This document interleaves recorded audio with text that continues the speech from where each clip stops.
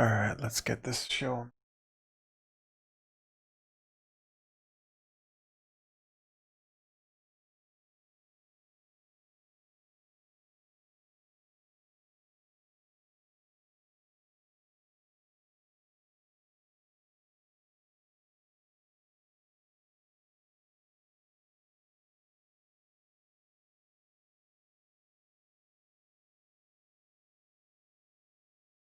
All right.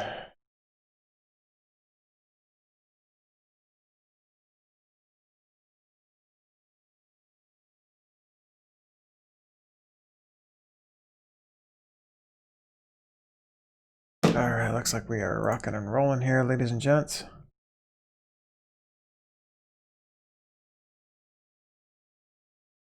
Some music going here.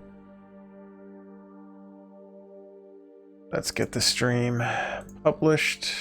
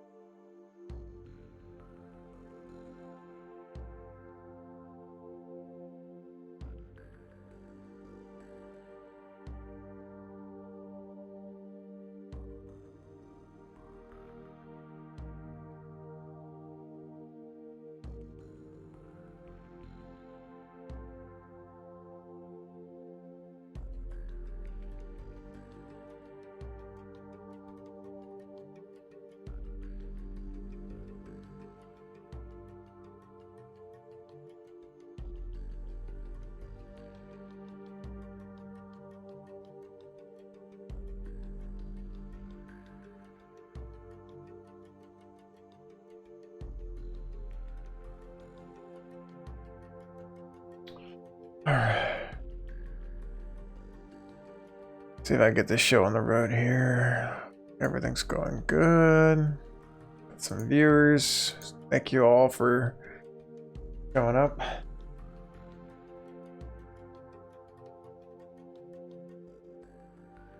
See how all this plays out.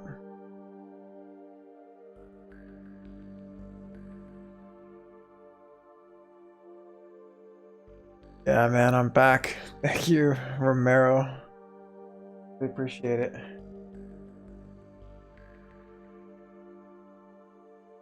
All right, we're gonna play some heroes. It's actually having some fun with Ragnaros, but I'll try someone new.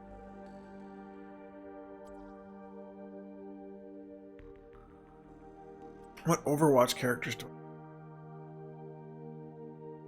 I have? Zarya. I have Genji.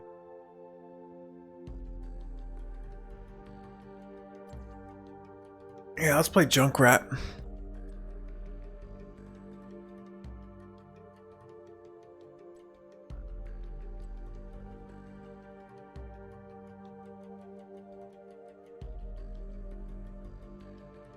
Yeah, let's have some fun with some Junkrat.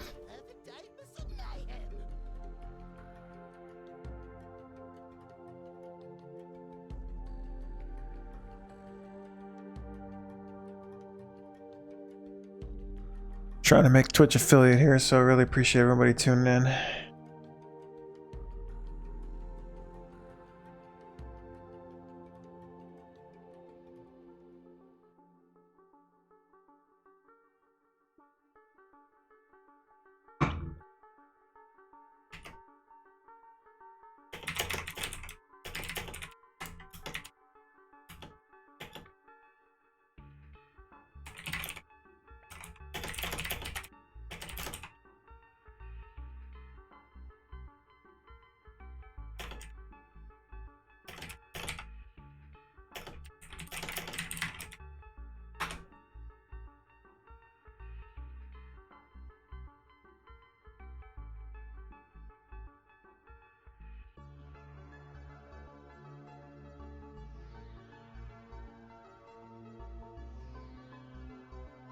All right, so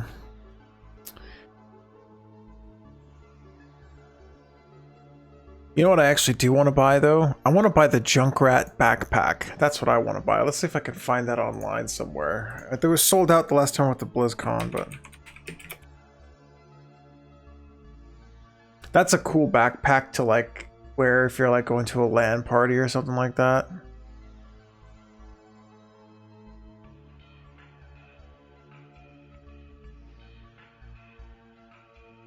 Oh, they still have it at the Blizzard store. $80 though. Alright, here we go, baby. Here we go. I think I've played him once or twice, but I can't remember. So we'll see what happens. Sky Temple. Who's on my team? I got Cassia, Tyrael, Lee. Oh, god damn. Irel. I forgot Irel was a hero. You know who I should play is Garrosh when I have a chance. Garrosh, Gul'dan.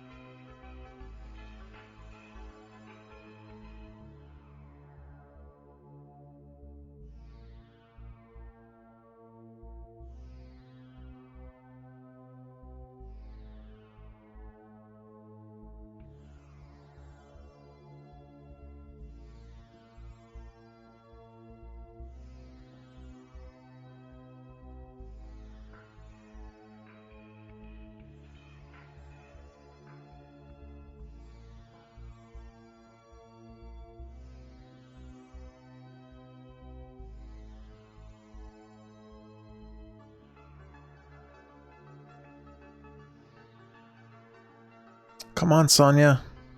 Get your shit together, let's go. Got some heroes to play.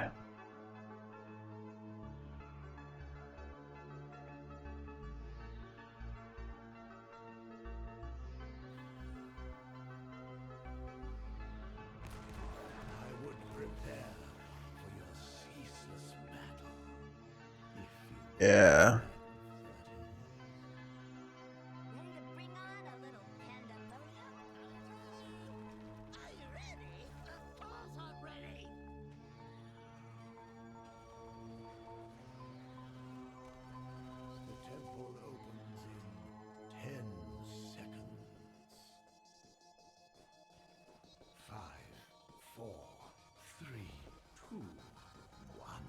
Alright, looks like we're all going mid. TSM. TSM. TSM.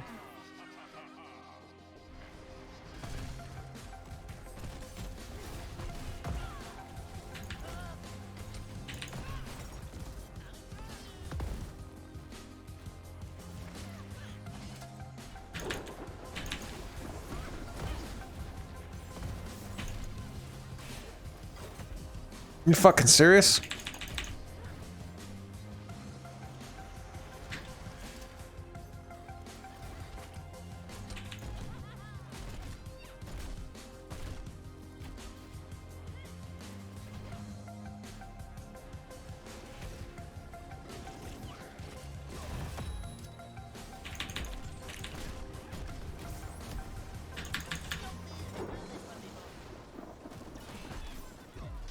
This is fucking nuts right here.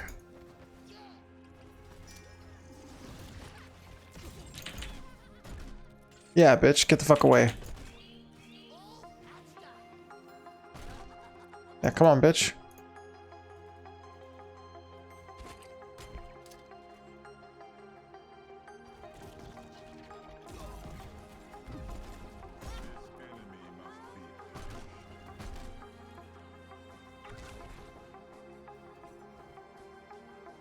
I got a fucking hearth.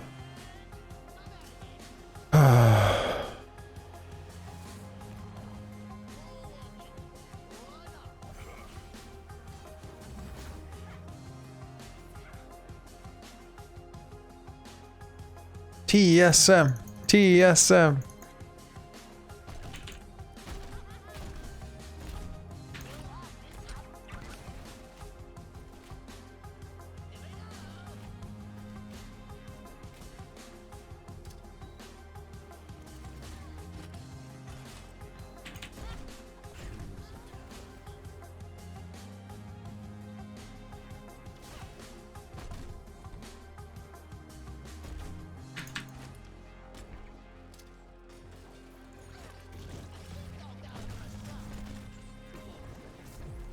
Shit. Oh, those fucking bitches.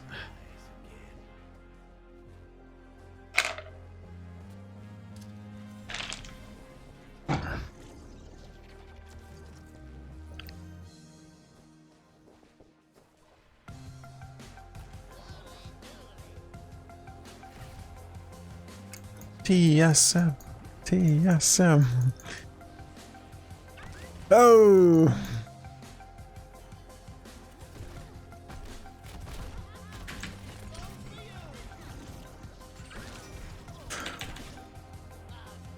Come on, bitches.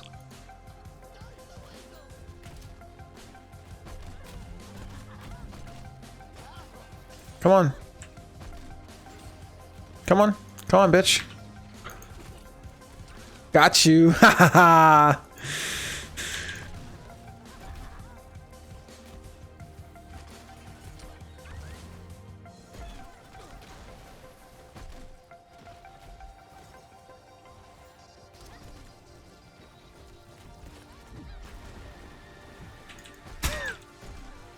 Come on, bitch. Come on, bitch. Come on, bitch. Oh. Ah.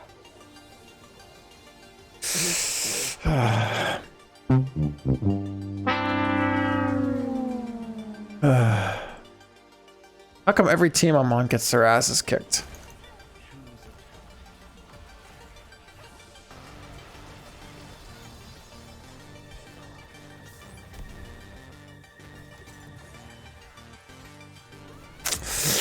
Come on.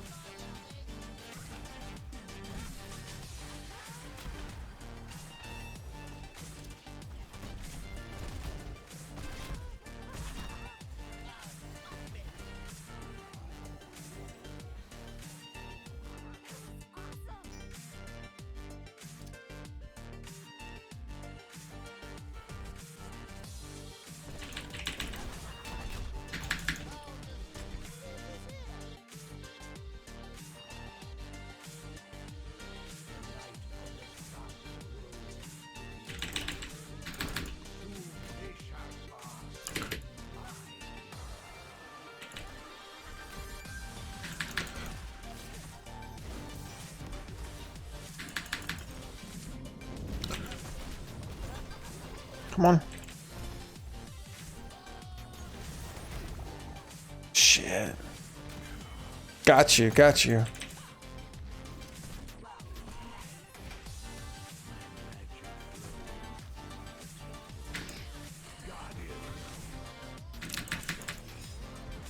Shit.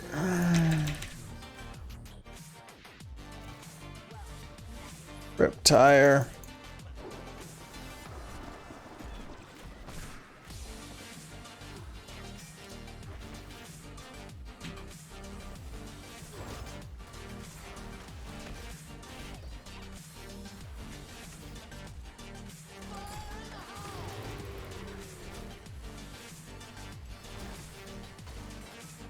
What the hell? How do I explode it?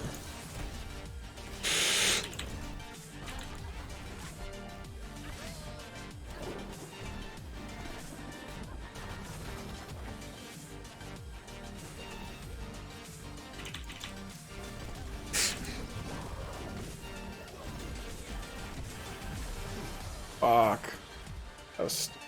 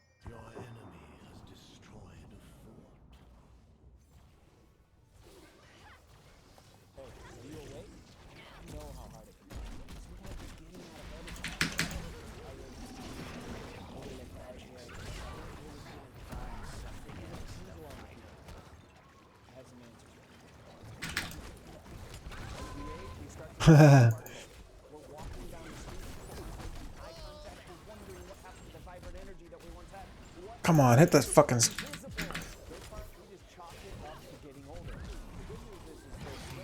God damn. Son of a bitch. No, it's not coffee. Follow me, and I'll show you what it is. Listen, coffee definitely won't help you with that presentation at work. It's not going to help you plan that dinner, and it definitely won't help you pick your kids up after work. Eventually, you're just going to crash and burn. Now, what if there was a delicious, organic way for Mother Nature herself that not only boosted our energy up sky high, but also had zero crash and increased our mood? Well, I've got news for you. Mother Nature did create several of these foods for us to boost our energy, confidence, and smiles without any of the jitters or the crash. Let me introduce you to some of my favorite superfoods so you can break through that 2 o'clock crash and have consistent energy all day long. Let's go to the kitchen. First one is this funny looking thing right here. This is cordyceps, and I love cordyceps. It's an adaptogen that helps your body fight stress and toxins in daily life while simultaneously stopping fatigue in its tracks. Next up, we have Siberian ginseng. Now this baby is used by Olympic athletes to handle stress, sometimes for training. We need things like Siberian ginseng to actually help us manage the stress of everyday life. Another one, whereby is rhodiola. It was used by ancient Greeks to maintain high energy levels throughout the day, and it can be used to have that newfound, eye-opening, vivid, visceral motivation that you've been looking for, my friend, without the crash as well. The next one is reishi mushroom. It's been scientifically proven to regenerate the liver cells, which is that giant organ shaped like a little football right here that detoxifies your body. Bitch. And if you want to feel more energized from it, reishi really helps with that. More reishi, more healthy liver cells, more energy, and Come on, bitch. happier you. And we put them all in one Come on. called Organifi Red Juice right here. All you need to do is take 1 scoop out of this. I like it in about 10 to 12 ounces of cold water. Put it in just like so. I take my spoon and I mix it up, and in less than 10 seconds, I have an amazing glass of Organifi Red Juice. You just mix it up and drink it. 2 p.m. is usually when I have it, and I avoid the crash. It's so good. You're absolutely gonna love it, my What in friend. the fuck? Favorite antioxidants. So many more ingredients in here, including delicious blueberry, strawberries, cranberries, raspberry extracts, plus only 2 grams or less of this natural, totally natural sugar. So it's low carb and totally keto, just for you. I can't fucking alt tab to get to my shit. 100% natural, organic, clean energy. Click here, click in the link below, and grab your 30-day supply of Organifi Red Juice. Go ahead, move forward, click the link. I'm Drew Canoli. Remember, we're in this together, and I'll see you soon.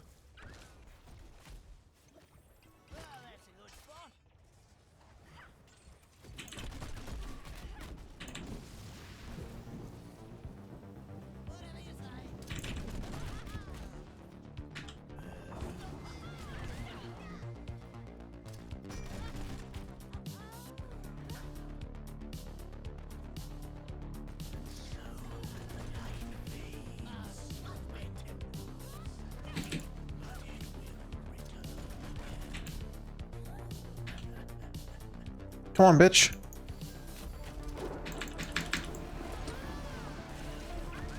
Shit.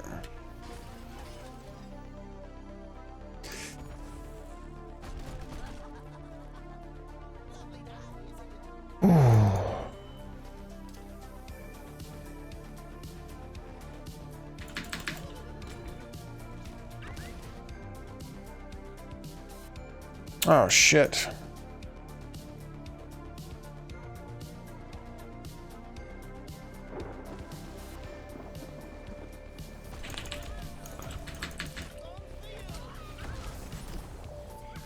Come on.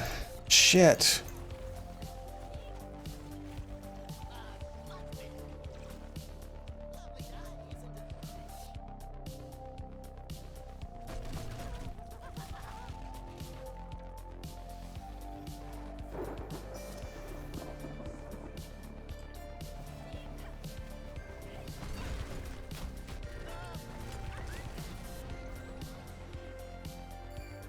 Looks like we're winning.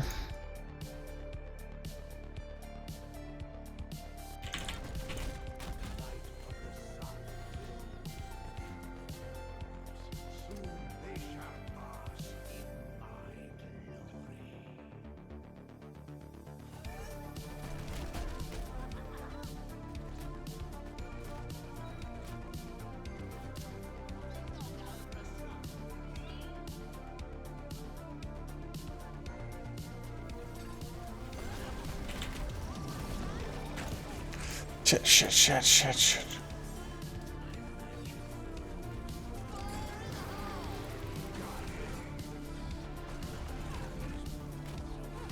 Damn. Rushed in too far.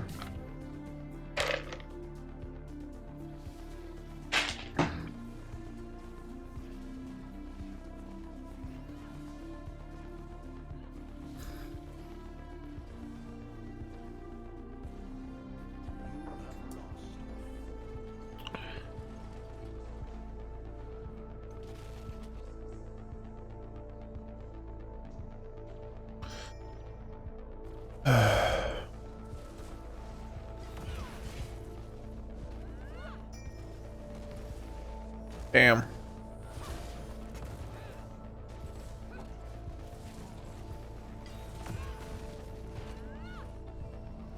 Yeah, they're gonna get it.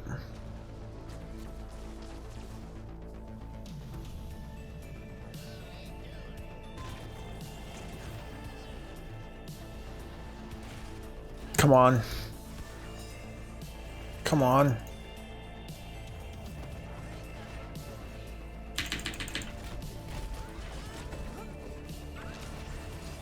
What in the motherfucking hell?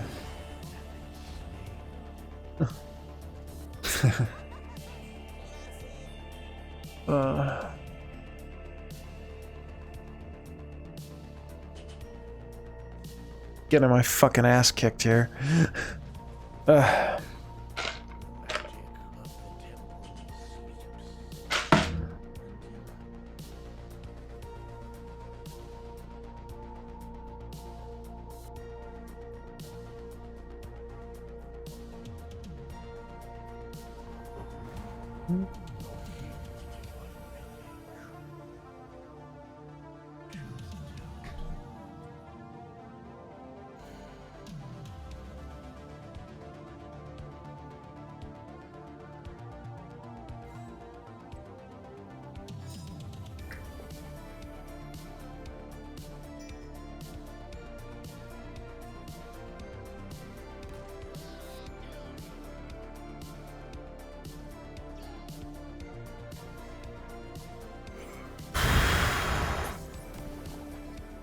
We need to gang up.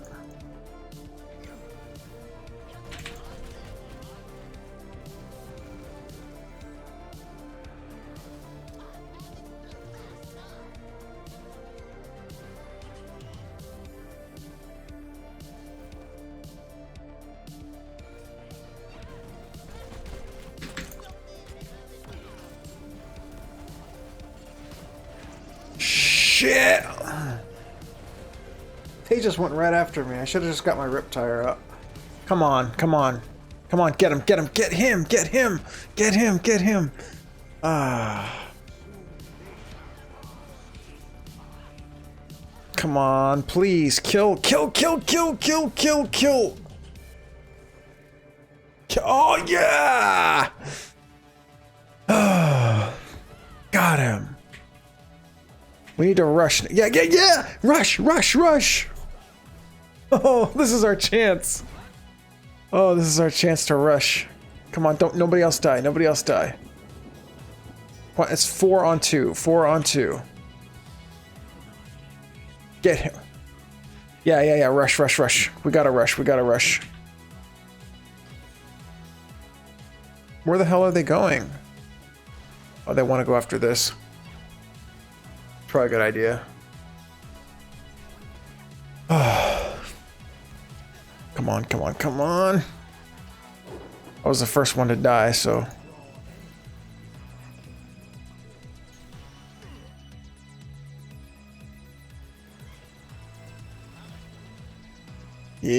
Yeah, here we go. This is our rush, baby. This is our rush.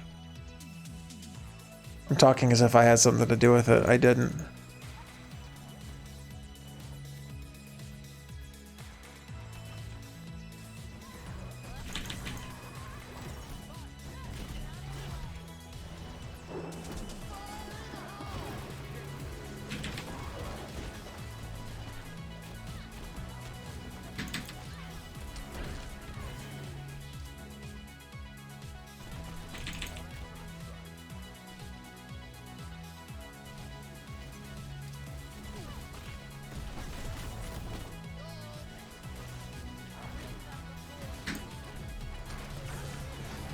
Oh, I did some core damage. Come on, come on. Oh, fuck, we both got wrecked. Oh, I got 2 people there. Damn. Oh, come on, come on. Come on, come on, come on, come on, come on, come on. Where's Lily? Where's Lily? Get your ass in there. We did. Ah, yeah, yeah, yeah. Suck my fucking dick, bitch! Yeah, suck my dick! Suck it, motherfucker! Yeah, suck it! Yeah, take that, bitch! Take that! Suck it! Yeah. Ah, that's right, baby. Ah.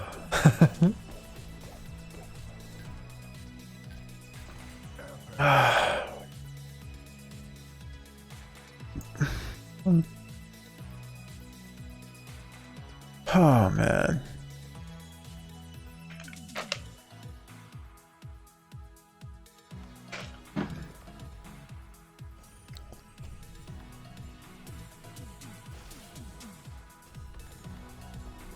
Let's look at some heroes here.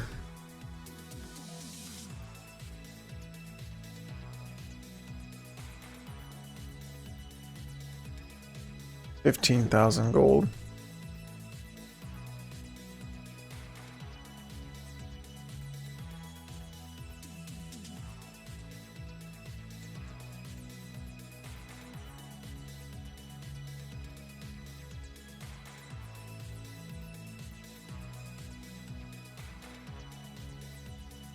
Hanzo. I wonder how Mal'Ganis is. Stukov. Who's Stukov? Oh, from StarCraft. Bro, I don't know him. Can I buy any hero? Gul'dan's not even a legendary hero. He's an epic hero. I would want to. I think I did play him once. He's a warlock, so it's kind of cool. Lucio. Yeah, I only have 6,000 gold. Tracer. Stupid.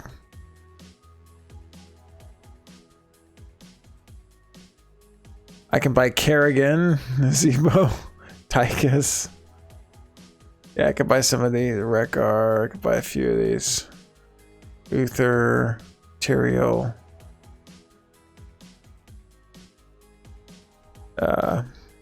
There ain't bundles, hero bundles.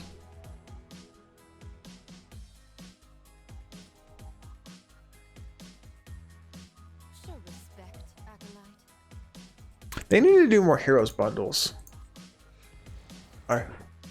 Who should I play as?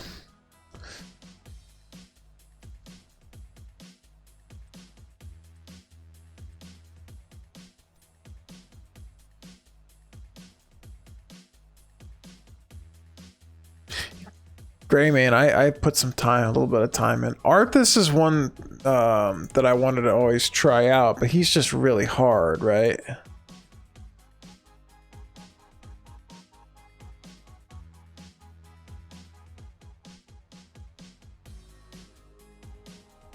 Who have I put the most time in? Looks like Illidan. Where's Muradin? I put some time in with him. Genji. I did a little bit of Genji.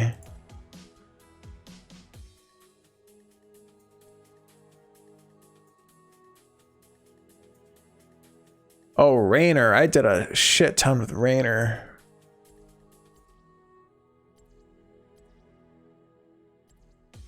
That's what sucks about this game is that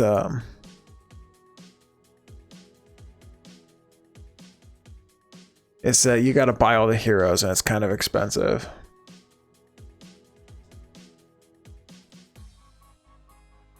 Yeah, maybe I should get Garrosh. Not right now, obviously, but like...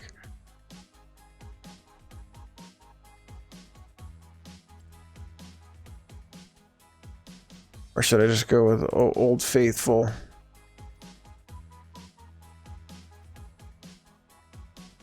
That's a weird looking Illidan.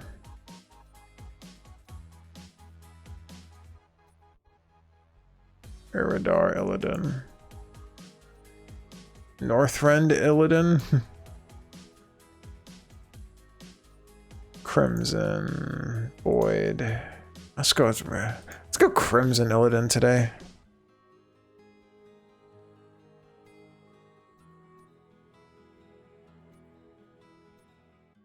Don't I have any cool mounts?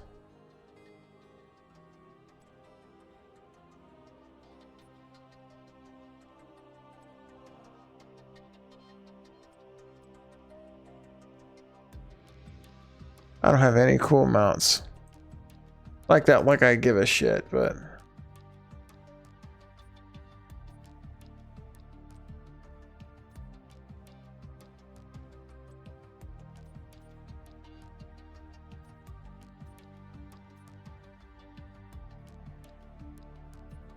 BlizzCon 2017 banner.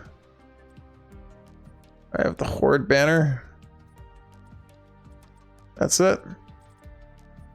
I don't have the Alliance banner. I have the fucking Horde banner. But let's do the BlizzCon banner. I haven't gotten any WoW crests.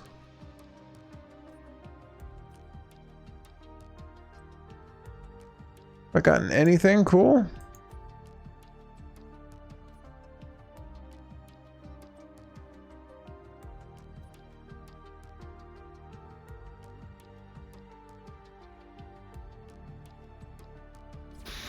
All right, let's do this.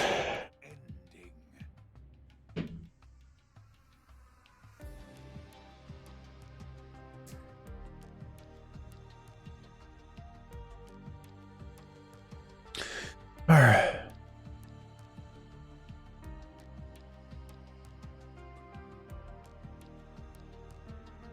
What's funny is that playing Illidan and HoTS has kind of alleviated any will or desire to play Demon Hunter PvP or WoW PvP at all. I PvP'd the shit out of WoW, and then they fucking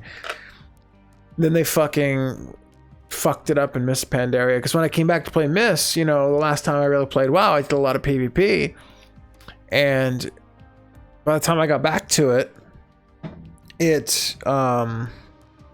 had that diminishing returns bullshit. Then they nerfed warriors, and yeah, that was it. Because I was a warrior, and that was it for me, man. I did a little twos and got my fucking steed, my warrior steed, for ranked. I won 100 ranked arena matches, and that was it. I'm like, I can't PvP anymore, because like once Heroes came out, it was like, this is WoW PvP, but with the entire Blizzard universe. There's no real need to WoW PvP anymore. There's nothing cool about it, but that is what it is.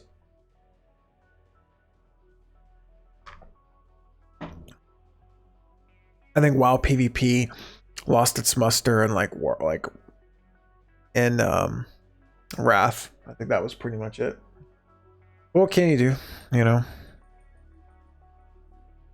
in Legion, they had the PvP talent system, which I was actually kind of hyped for and was going to try and PvP in, but of course I didn't have the time because I was running a raiding guild.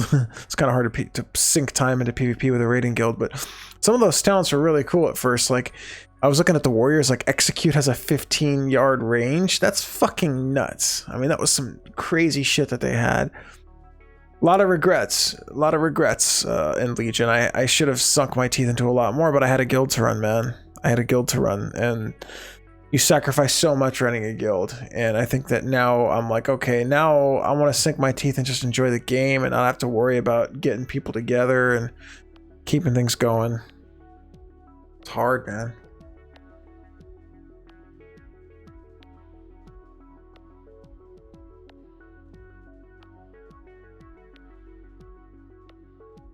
Nothing though, unfortunately, as much as I regret things, nothing's ever gonna beat the time I had in Wrath.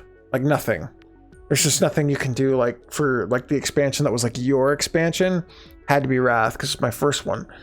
There's so much I did, so many memories of playing that game. Like every time I logged into WoW, I never felt like, oh, I'm logging into WoW, I gotta knock this stuff out. There was always something exciting going on during Wrath of the Lich King. It was so, the game was busy, there was people, it was just full of life. And ever since Wrath of the Lich King, there were a lot of the times I log into game, not like, oh, I gotta log in and just knock out my dailies. Before, I used to do dailies and it was fun. It's like, okay, let me, because you know, you might run into, I was on a PvP server, you might run into people and get into a gang fest. There was just this air of uncertainty, right? And and then now I don't even want to be bothered, right? Like I have war mode on to level, but after that I turn war mode off. I want nothing to do with war mode or anything like that, you know. And I have like zero desire to like really like do. I mean, I used to do professionals. I really stuck my teeth into WoW in Wrath, and then to an extent Miss Pandaria. But after that, it was just like, you know, I want to do one thing. I have like one goal in the game, as opposed to like sinking your teeth into the entire universe. And that one goal makes everything else seem like a chore, whereas the first time you play, and that's why there was so much damn classic nostalgia. It had nothing to do with classic. It had everything to do with the fact that it was your first time in the game, you were exploring, everything was new, so everything was fun. And then afterwards, it's like, professions ain't fun no more. They're not new, right? So you don't want to do them anymore. It's like, oh, I don't really want to do dailies. I've done them before. I got Thrall, I got Junkrat. Wait, is that Anduin on my team? Yep, I got Anduin. Legend, huh? We'll see how this one plays out.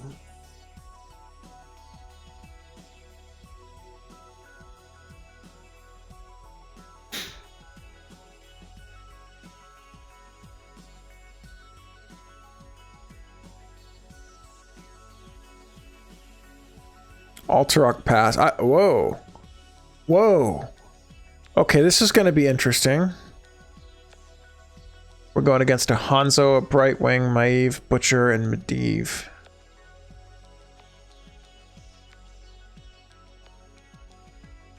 This is going to be interesting. But I still want to play WoW again, man. I got to get a hard drive to play right now. But I need a whole new computer if I want to play in Shadowlands, and I can't afford it because I'm getting furloughed, and you know, I just you know, I want to get back into it and have some fun with some friends again. You know, I've tried playing console games, tried playing other indie PC games, and they're cool, but you know,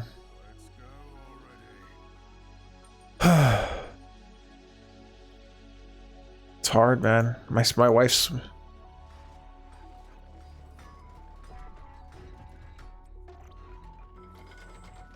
fight begins in 10 seconds. Oh, that's my team voice chat. I don't know if I'm gonna talk at all, but we'll see. Wow. And our fucking legend is AFK. Of course, Legend's AFK. Good luck, have fun. Okay.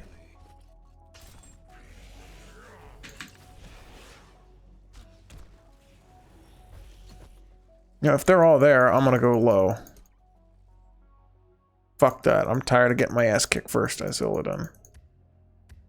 Come on.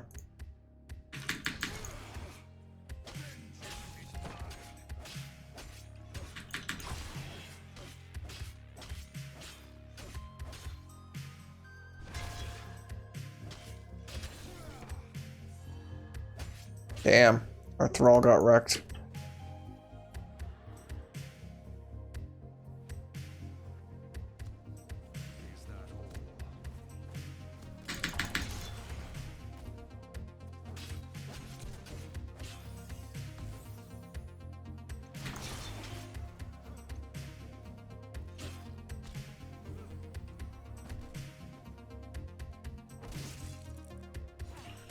Who's that? I am gonna fuck you up, bitch. Oh yeah, you don't want none.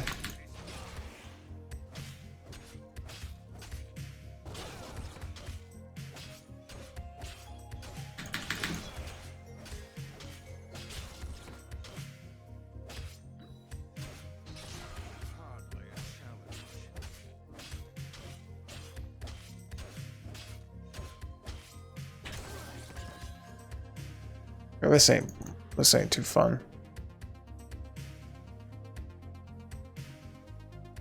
Where you going?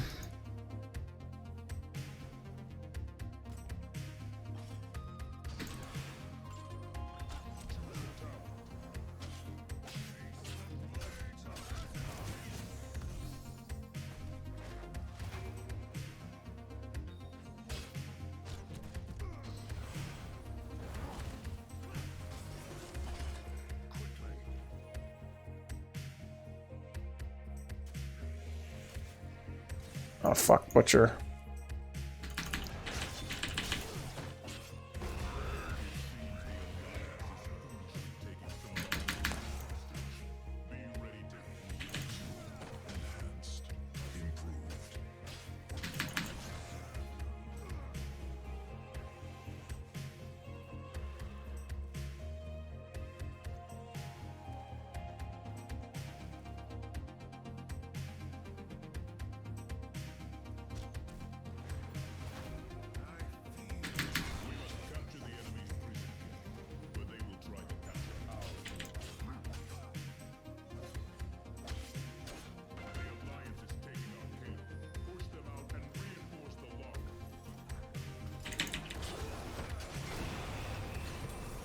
Oh fuck, Butcher.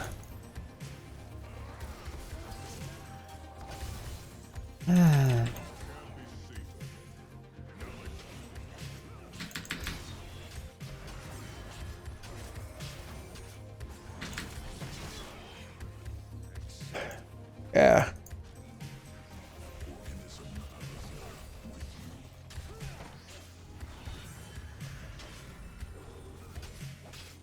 Got you. Oh, you fucking coward.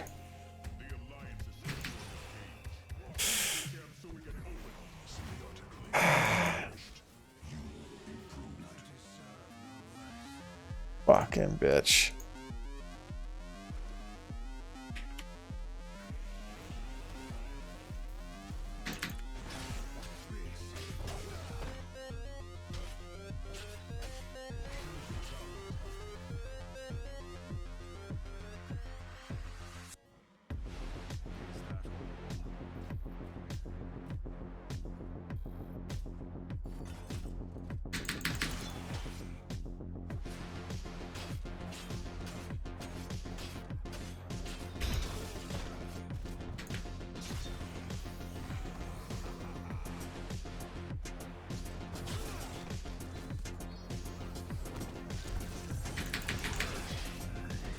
Oh shit. Damn.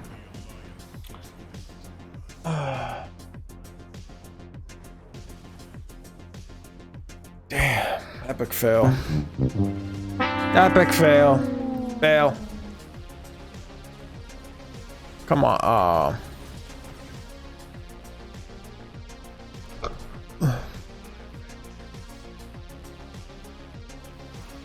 Come on, Junkrat. Hold out. No. Oh.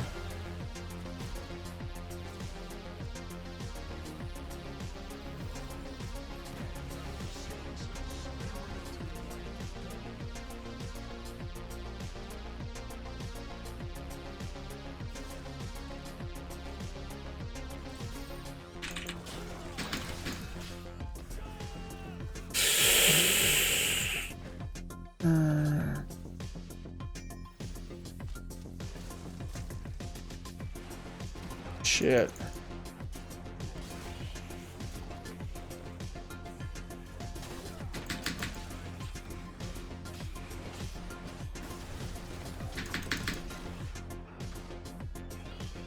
Yeah, that's right, bitch.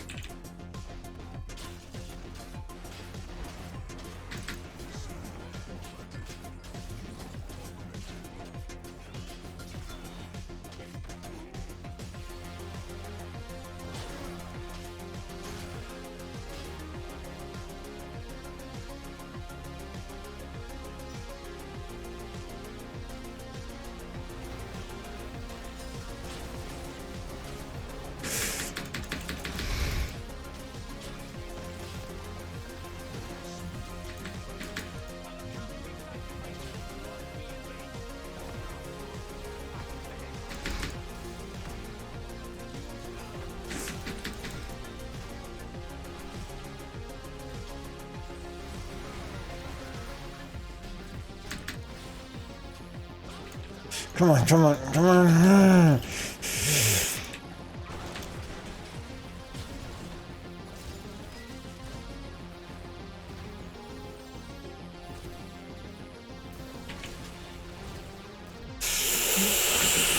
Oh, oh.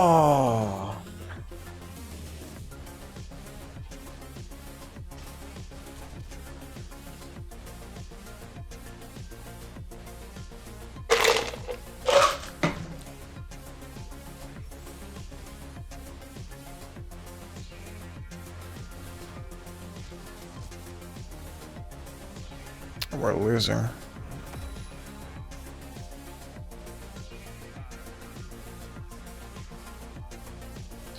This is actually kind of a fun map, Alterock Pass. I just wish I was better at the game, so maybe my team.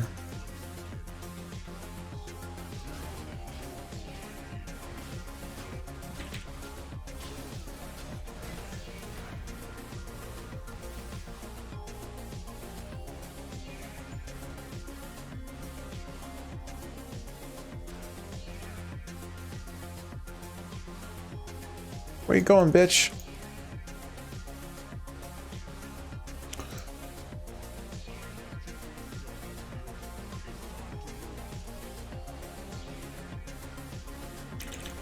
Damn.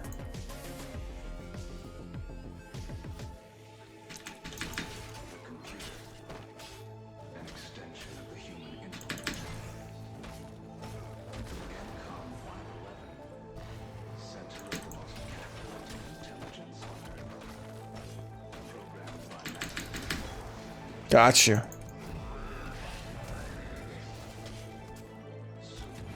Damn.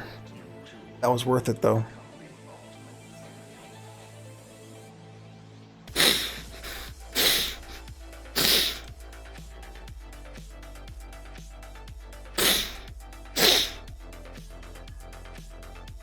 Damn.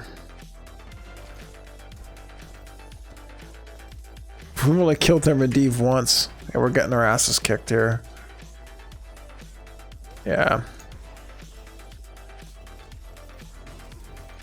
Come on.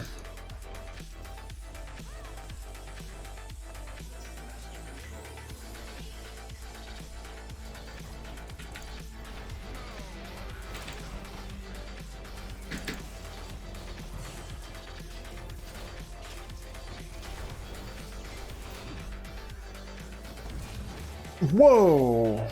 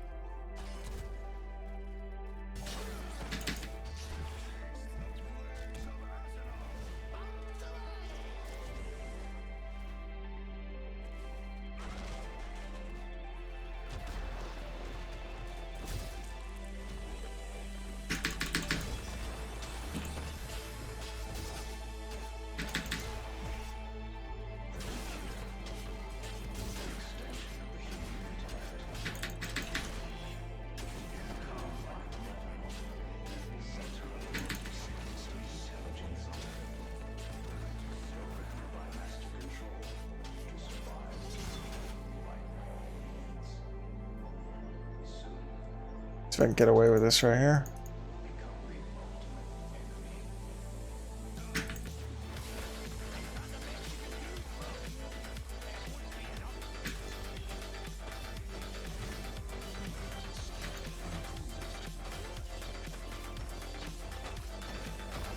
Got you.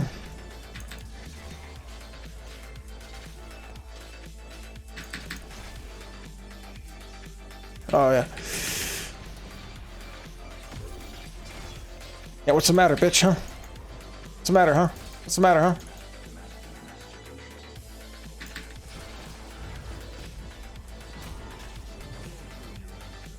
I knocked out a fort though.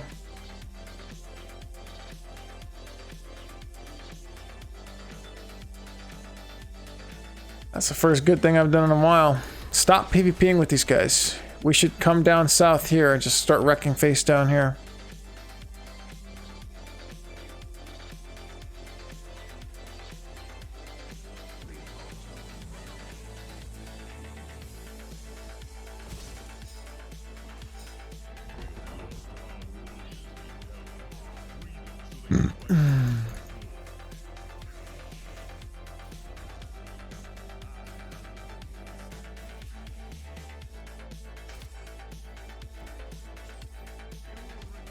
Where you going?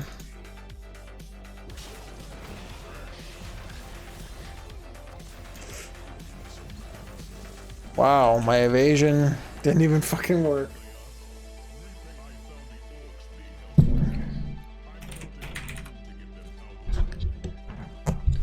I couldn't even spell guys right.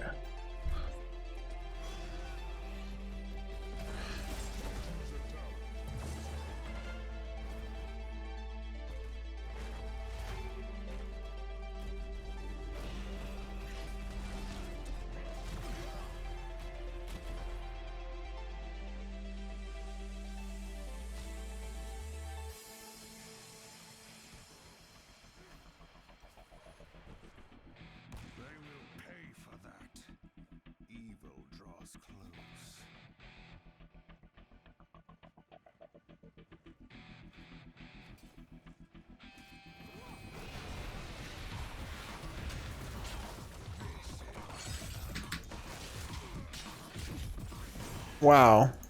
Fucking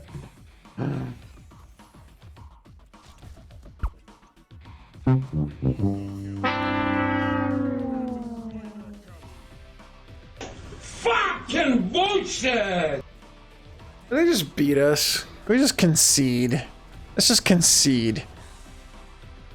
That's what I want to do. Let's just fucking concede. Because we're getting our fucking asses kicked right now.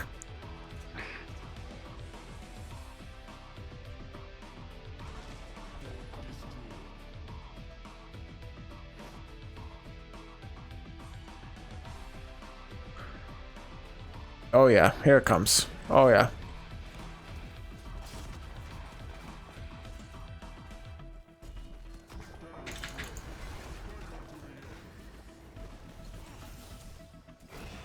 Oh. Wow. Oh. This is pretty epic. I'm gonna take a quick bio as soon as this game is over. But yeah. Got our asses kicked.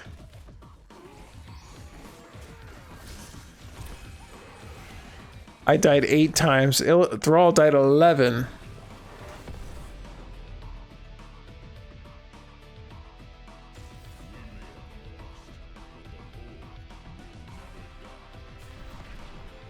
Yeah, definitely the Butcher was MVP.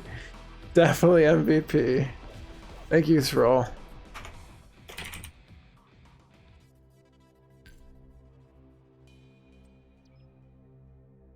Alright, so take a quick bio.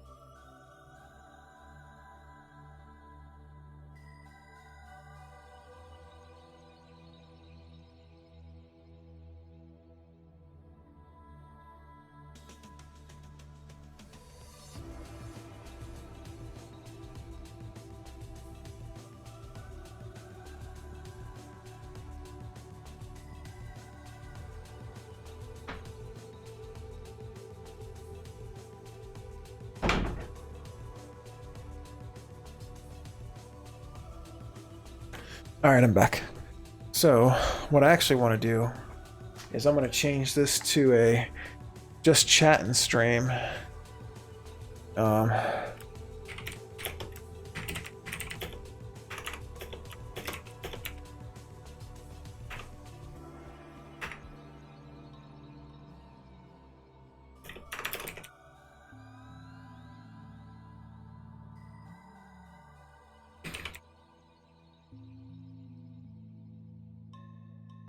So we're going to change it up here a bit. We're going to go to our scene here. We're going to go to basic. And let's get on out of here. We're going to watch some YouTube.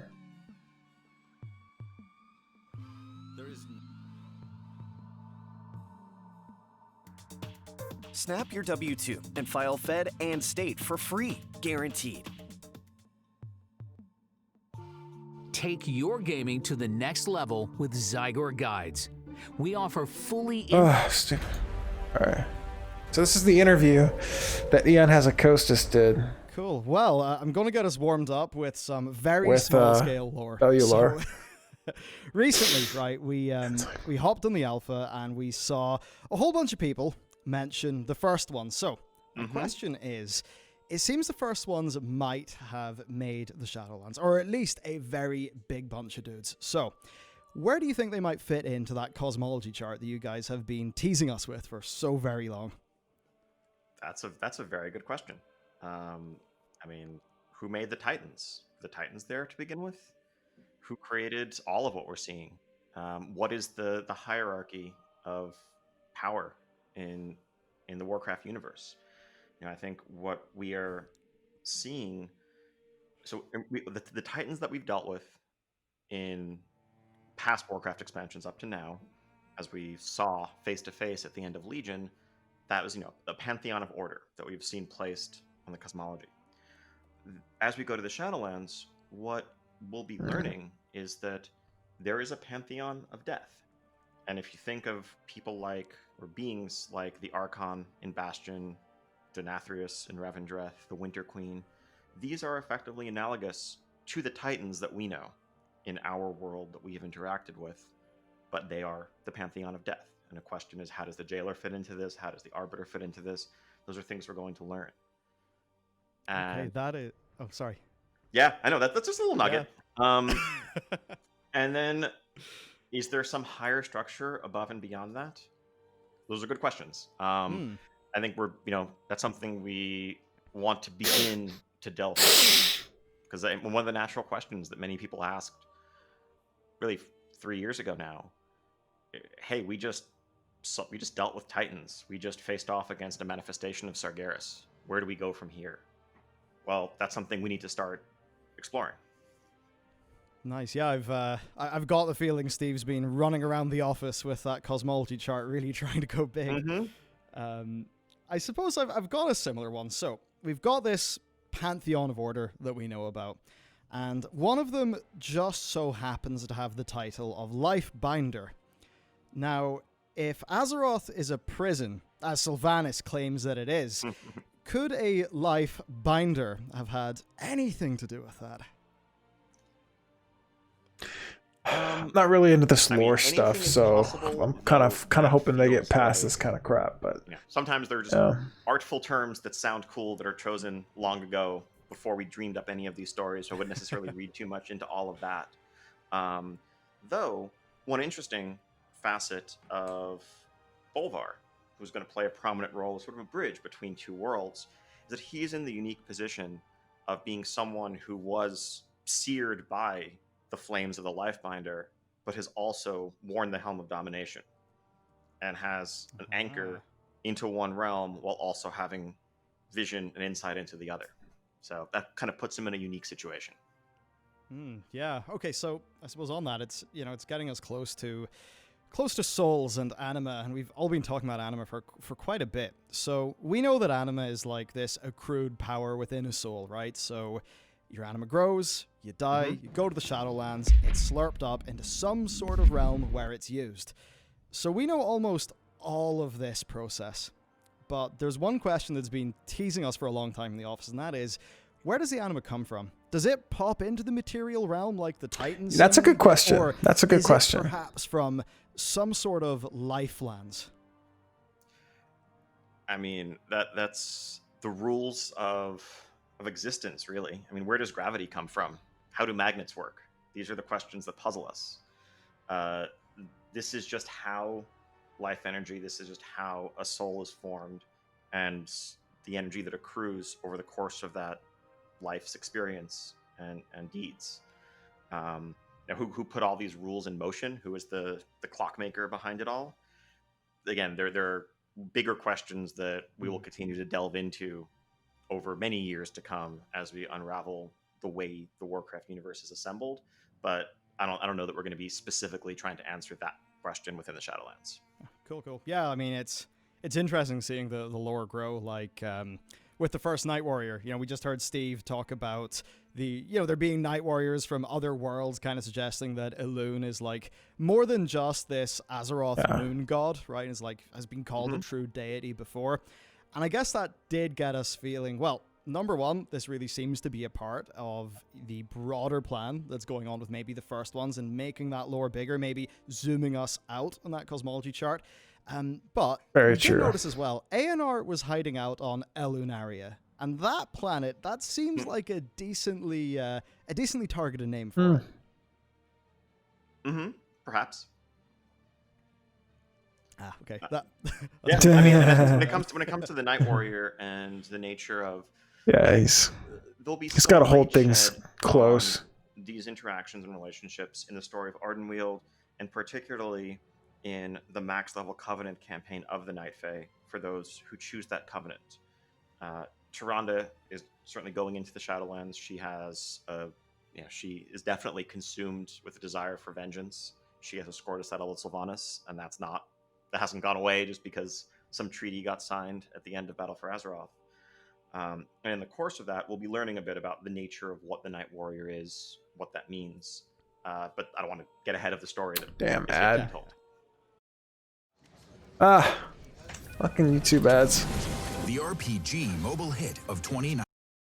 Cool. So I think there's one I'd be remiss if I didn't ask you this, because your answer a while ago certainly sent us off on a loop of videos. Time in the Shadowlands. So we've heard it goes a little bit funky, and we kind of noticed the Heart of Oribos looks a little bit like the Nightwell. So we've been kind of wondering. This is a good question. Will we be gone for longer than we thought when we actually emerge from the Shadowlands? And the part two of that is when we go to Shadowlands, canonically, are we like cut off like we were in Warlords of Draenor? Great questions. So I'd like to take this opportunity to clarify a bit of what I said about time and the perception of time. So I think this is not a time dilation relativity kind of space where time moves differently. And I probably didn't phrase that as well as I could have or should have. I think the question that was originally asked was some characters that we may meet in the Shadowlands. To them, it feels like they have undergone a ton of experience since we last saw them in Azeroth. How does that work? And the analogy I was giving was that time is maybe perceived differently. Think of a dream. You might go to sleep for 6 hours, but in your mind, within that dream, you can experience time and many events that may span a much wider, range of time. But when you wake up at the end of the day, it's just been 6 hours. So It's true. that's more about how the Shadowlands are perceived by souls that go there, and the personal journeys of self-discovery that they may undergo. Someone who is brought to Bastion and becomes an aspirant within the Kyrian Order and rises in stature within that order. To them, that process may have felt like it took longer, but in reality, they only died 2 or 3 years ago canonically. That's the explanation there. It's not that once we're in the Shadowlands, it's like being inside the event horizon of a black hole, and every day in the Shadowlands is actually 5 days on Azeroth, or vice versa. So I wouldn't read too much into the timey-wiminess of it, but as we go into the Shadowlands and encounter souls who are souls of the dead that had stories that we knew back in Azeroth, they may have experienced to them more than would seem possible within the months or years since they were last alive. Cool. Yes, I guess that's an exciting storytelling opportunity for giving the characters who come with us and some of the older faces a lot of character development, and then kind of clashing that against the old world that we, ended up coming from. Yes. To sort of finish us off on a little bit of lore, then a few questions. So, Uther's tomb, that was updated in Battle for Azeroth, and not a great deal has happened since. So, is that something we could maybe expect to see, perhaps in a pre-patch event? I don't recall off the top of my head if it's featured in the pre-patch event. My recollection is, the tomb and updating it was we were already looking at the area around Lordaeron in the run-up to BFA, and there are a range of just side projects, little hackathon passion projects, where we'll have interns come in who are trying their hand at doing, work in the Warcraft style. And I believe it was just something that was done because it seemed cool. Like, genuinely, there was no deeper purpose to it beyond that. Though Uther certainly is a character that will feature prominently in Shadowlands storytelling, and particularly in Bastion. And for those who join the Kyrian, they'll learn more about his arc and what has come of him since he passed over into the Shadowlands. But I'm not sure if there's any direct connection with the tomb. Cool. Well, that'll be a fun little project to have worked on. So, moving us away from lore and over to gameplay stuff. So, for the pre-patch, we've not heard that much about it yet, but what I'd maybe ask is, in style, are we going maybe closer to BFA, closer to Legion, or maybe Wrath in the direction the team wants to go with that? I think for the pre-patch, Wrath is probably the closest inspiration. It's definitely, kind of being built internally as like Scourge Invasion 2.0. Yes. We've been told. Yes, I didn't get to do that one because I didn't start yet. Then the Scourge, the Undead, will rampage across Azeroth. Well, we've seen the Helm Shattered. What does that mean? It means bad times for sleepy villages across Kalimdor and Eastern Kingdoms and elsewhere. And so it's a bit of dealing with that, while narratively, the forces and champions of Azeroth are mustering in Northrend in Icecrown to prepare for an assault on the nexus of all of this at the top of Icecrown Citadel, which is what's going to kick off our trip into the Maw and the expansion proper. It's also some loose threads to track down, like, where is Nathanos up and what's he up to, that we want to deal with during that pre-patch period. Okay, nice. I think a lot of people, me included, are very, very excited for the idea of Scourge Invasion 2. Oh, for the love of goodness. For the love of goodness. Plan your strategy. I think for a more general one, before we dive into the sort of depth of endgame, content cadence. So, slightly different in terms of style with Legion and BFA. Is there much of a plan going forward? Or what would we sort of be expecting in terms of cadence? Do you need backup power? I think we're pretty happy with the patch structure we've really settled on since Legion, of these alternating .5 patches with more major updates that include things like new zones and a new raid tier. And the .5s are more either systems-driven updates that refresh the existing content, or evergreen expansions to Warcraft as a whole, like a new battleground or expanding time walking, things along those lines. We have a mix of, we're starting to plan out the big major beats of our story, places we're going to visit, what the next raid tier is going to be. We have ideas for what all those things are. Of course, a little bit premature to talk about them right now. But then a lot of the rest of our patches remain reactive to what we see as the game evolves and what problems need to be solved and what our players most need. Yeah, cool. You mentioned time walking on that because I just heard from another interview. It's probably mid this expansion will get Legion time walking. It's gonna be crazy. Legion time walking. Are there any plans to maybe consolidate them, like say doing 2 weeks at once or anything like that? That's something that we don't have a specific solution for, but definitely realize that as the number of expansions in that pool grows, at some point, if it's like months before specific time walking that year after comes back, that starts to feel too long. So we know we need to do something there, but I don't have a specific solution offhand. All right, cool. So hopping into endgame then. Loot, right. So general philosophy. Before they go to time walking, I wonder if they're definitely going to do Tomb of Sargeras for Legion time walking raid, but I wonder if it's going to be either, I hope it's Antorus so I can give it a shot. But it's probably gonna be Nighthold. But for fucking Warlords Time Walking or Miss, holy shit. What happened here? We've things have changed a little bit. There's no Titan forging, lower drop rates. So I'm kind of wondering. Then there's a bunch of design space freed up. So what kind of stuff is planned there? You know, maybe more unique loot, like some of the things What do we got here? BFA, We got a new follower. And his name is John C. And it's Court. Welcome to the Havoc Squad, Court. Thank you so much for the follow, brother. I really appreciate it, man. Micro sets, a return of class sets, and essentially just an open-ended question of what is it like? What's it like with loot in terms of, you know, unique things you're going to be putting on it? So, yes, I think a bit of all of that. Oh, thank you so much, man. I appreciate that, dude. Long time lurker. You never know who's. Oh, we got another follower. And his name is John C. Blue Lives Matter 04. Welcome to the Havoc Squad. Class sets aren't something. Really appreciate that, man. The Covenant armor is the focus of our initial sets and that gear that you'll be obtaining in the initial Shadowlands launch. Though we have said that later on in Shadowlands we explicitly want to return to class themed sets. We know there's more class themed sets there, but also please. There's something cool about just the collection aspect of putting. Wait, you say thank you to the Blue Lives Matter movement? Just saying thank you to the guy who followed me. Those set pieces together and getting a benefit. Fuck you, bootlicker. I feel like I know you guys.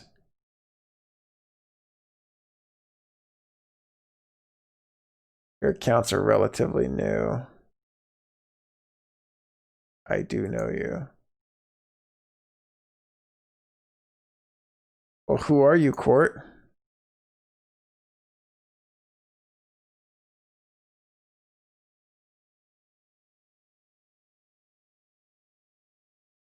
Now, Blue Lives Matter is a new account, not yours, Court. Have we played WoW together or something? Out of it. Yeah, I think things like unique effects, certainly some. I recognize you from licking my boot last night. And I think of the bit bands, no. ring sets. There's a lot of experiments there that we're really. Oh wait, you guys are fighting each other? We're trying to, we want a baseline of items to feel simple and accessible, but then enough. I'm a boob licker. And twists along the way. Yeah, I'm a boob licker. You're not just, getting into a very rote mindset of crit haste, crit mastery, and it's just the numbers getting a little bit bigger. My favorite WoW class right now is probably Demon Hunter. Definitely Demon Hunter. Trinkets, mini sets, things like that are all ways of varying. My favorite WoW hero. That's a great question.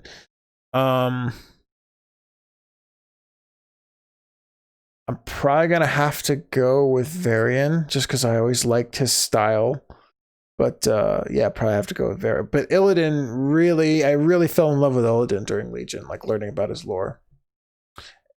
Ever played League of Legends? I haven't. I was playing HoTS for a while, and I just haven't touched League. I kind of want to, but I haven't touched it. Order Alliance. I started off as Alliance for pretty much all of my WoW time, and I switched to Horde during BFA. I still have Alliance tunes that I play, so I play both, but right now I'm probably going to just play Horde. Isn't it like the same thing? Yeah, it's pretty much the same thing as from what I've been told, from what my brother said is that League of Legends is chess and Heroes of the Storm is tic-tac-toe.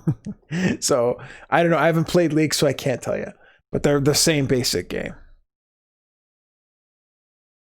Gameplay, making items a bit more situational, making you want something because you have the other half of the set.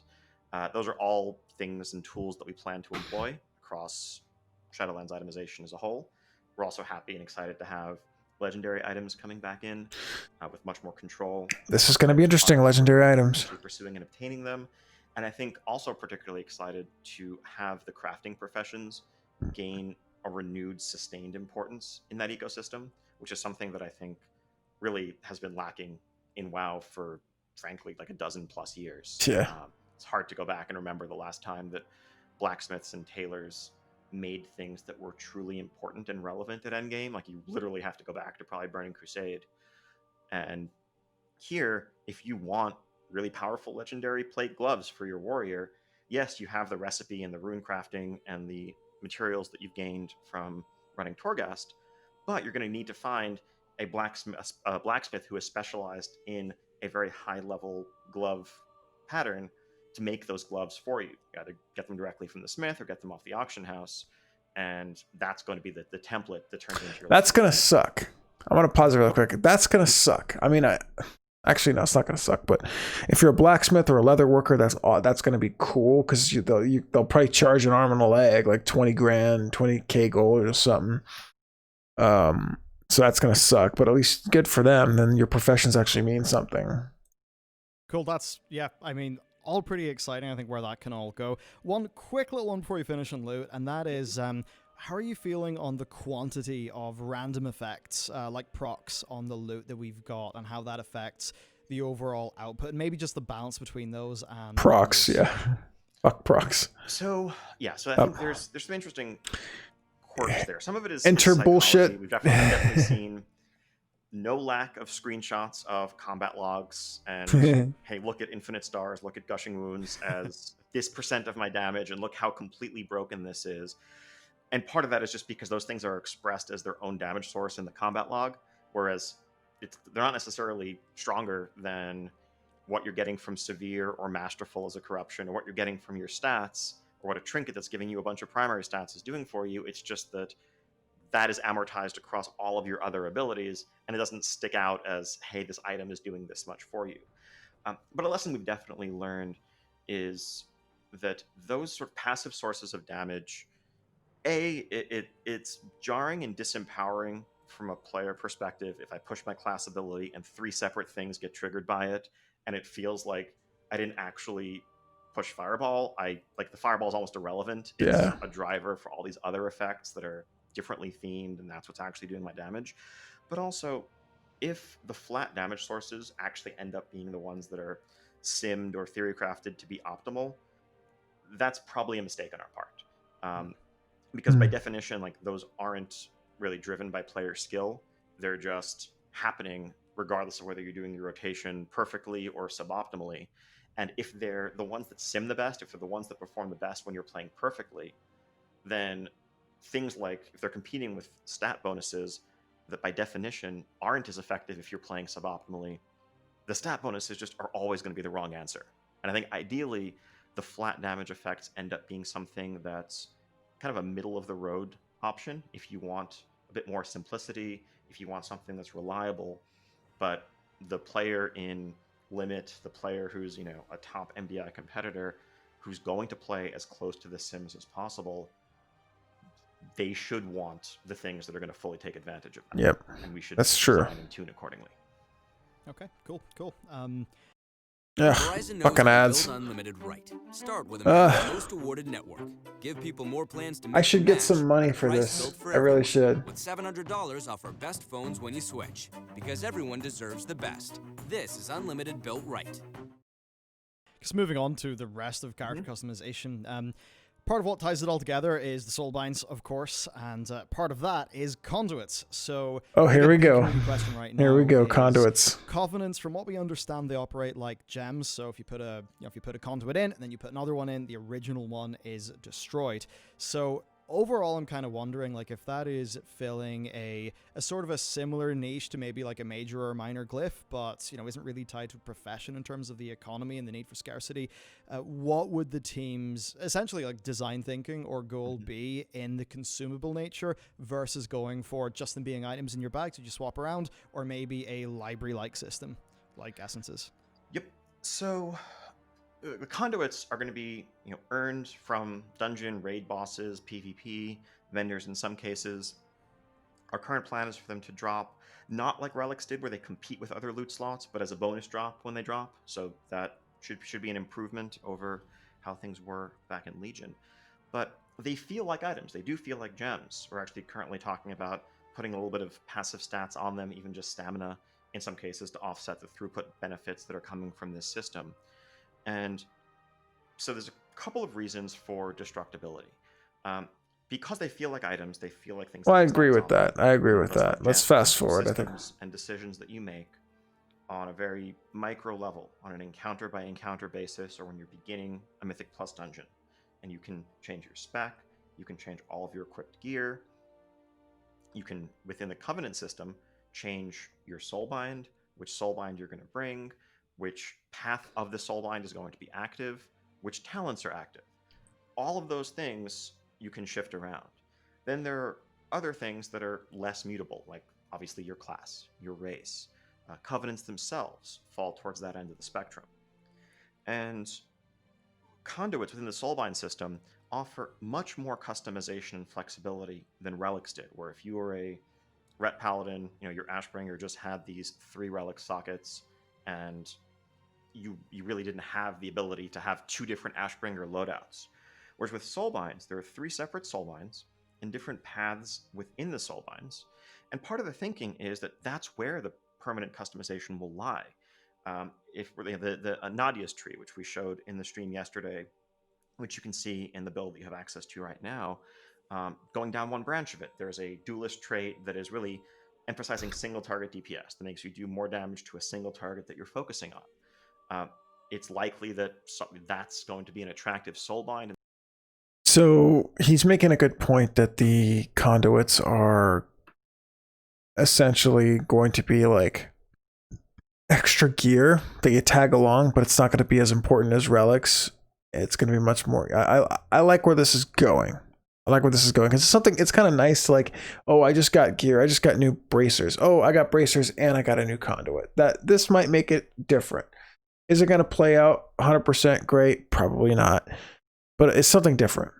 And they're giving it a shot. I'll give them some props for that. And soulbind option for someone who is doing a single target raid boss encounter, and you're likely to want to put conduits in that line that synergize with single target damage. You might have a different line that seems to have more of an AoE type benefit, and you'll put AoE conduits in that one and respec accordingly before you go to a dungeon.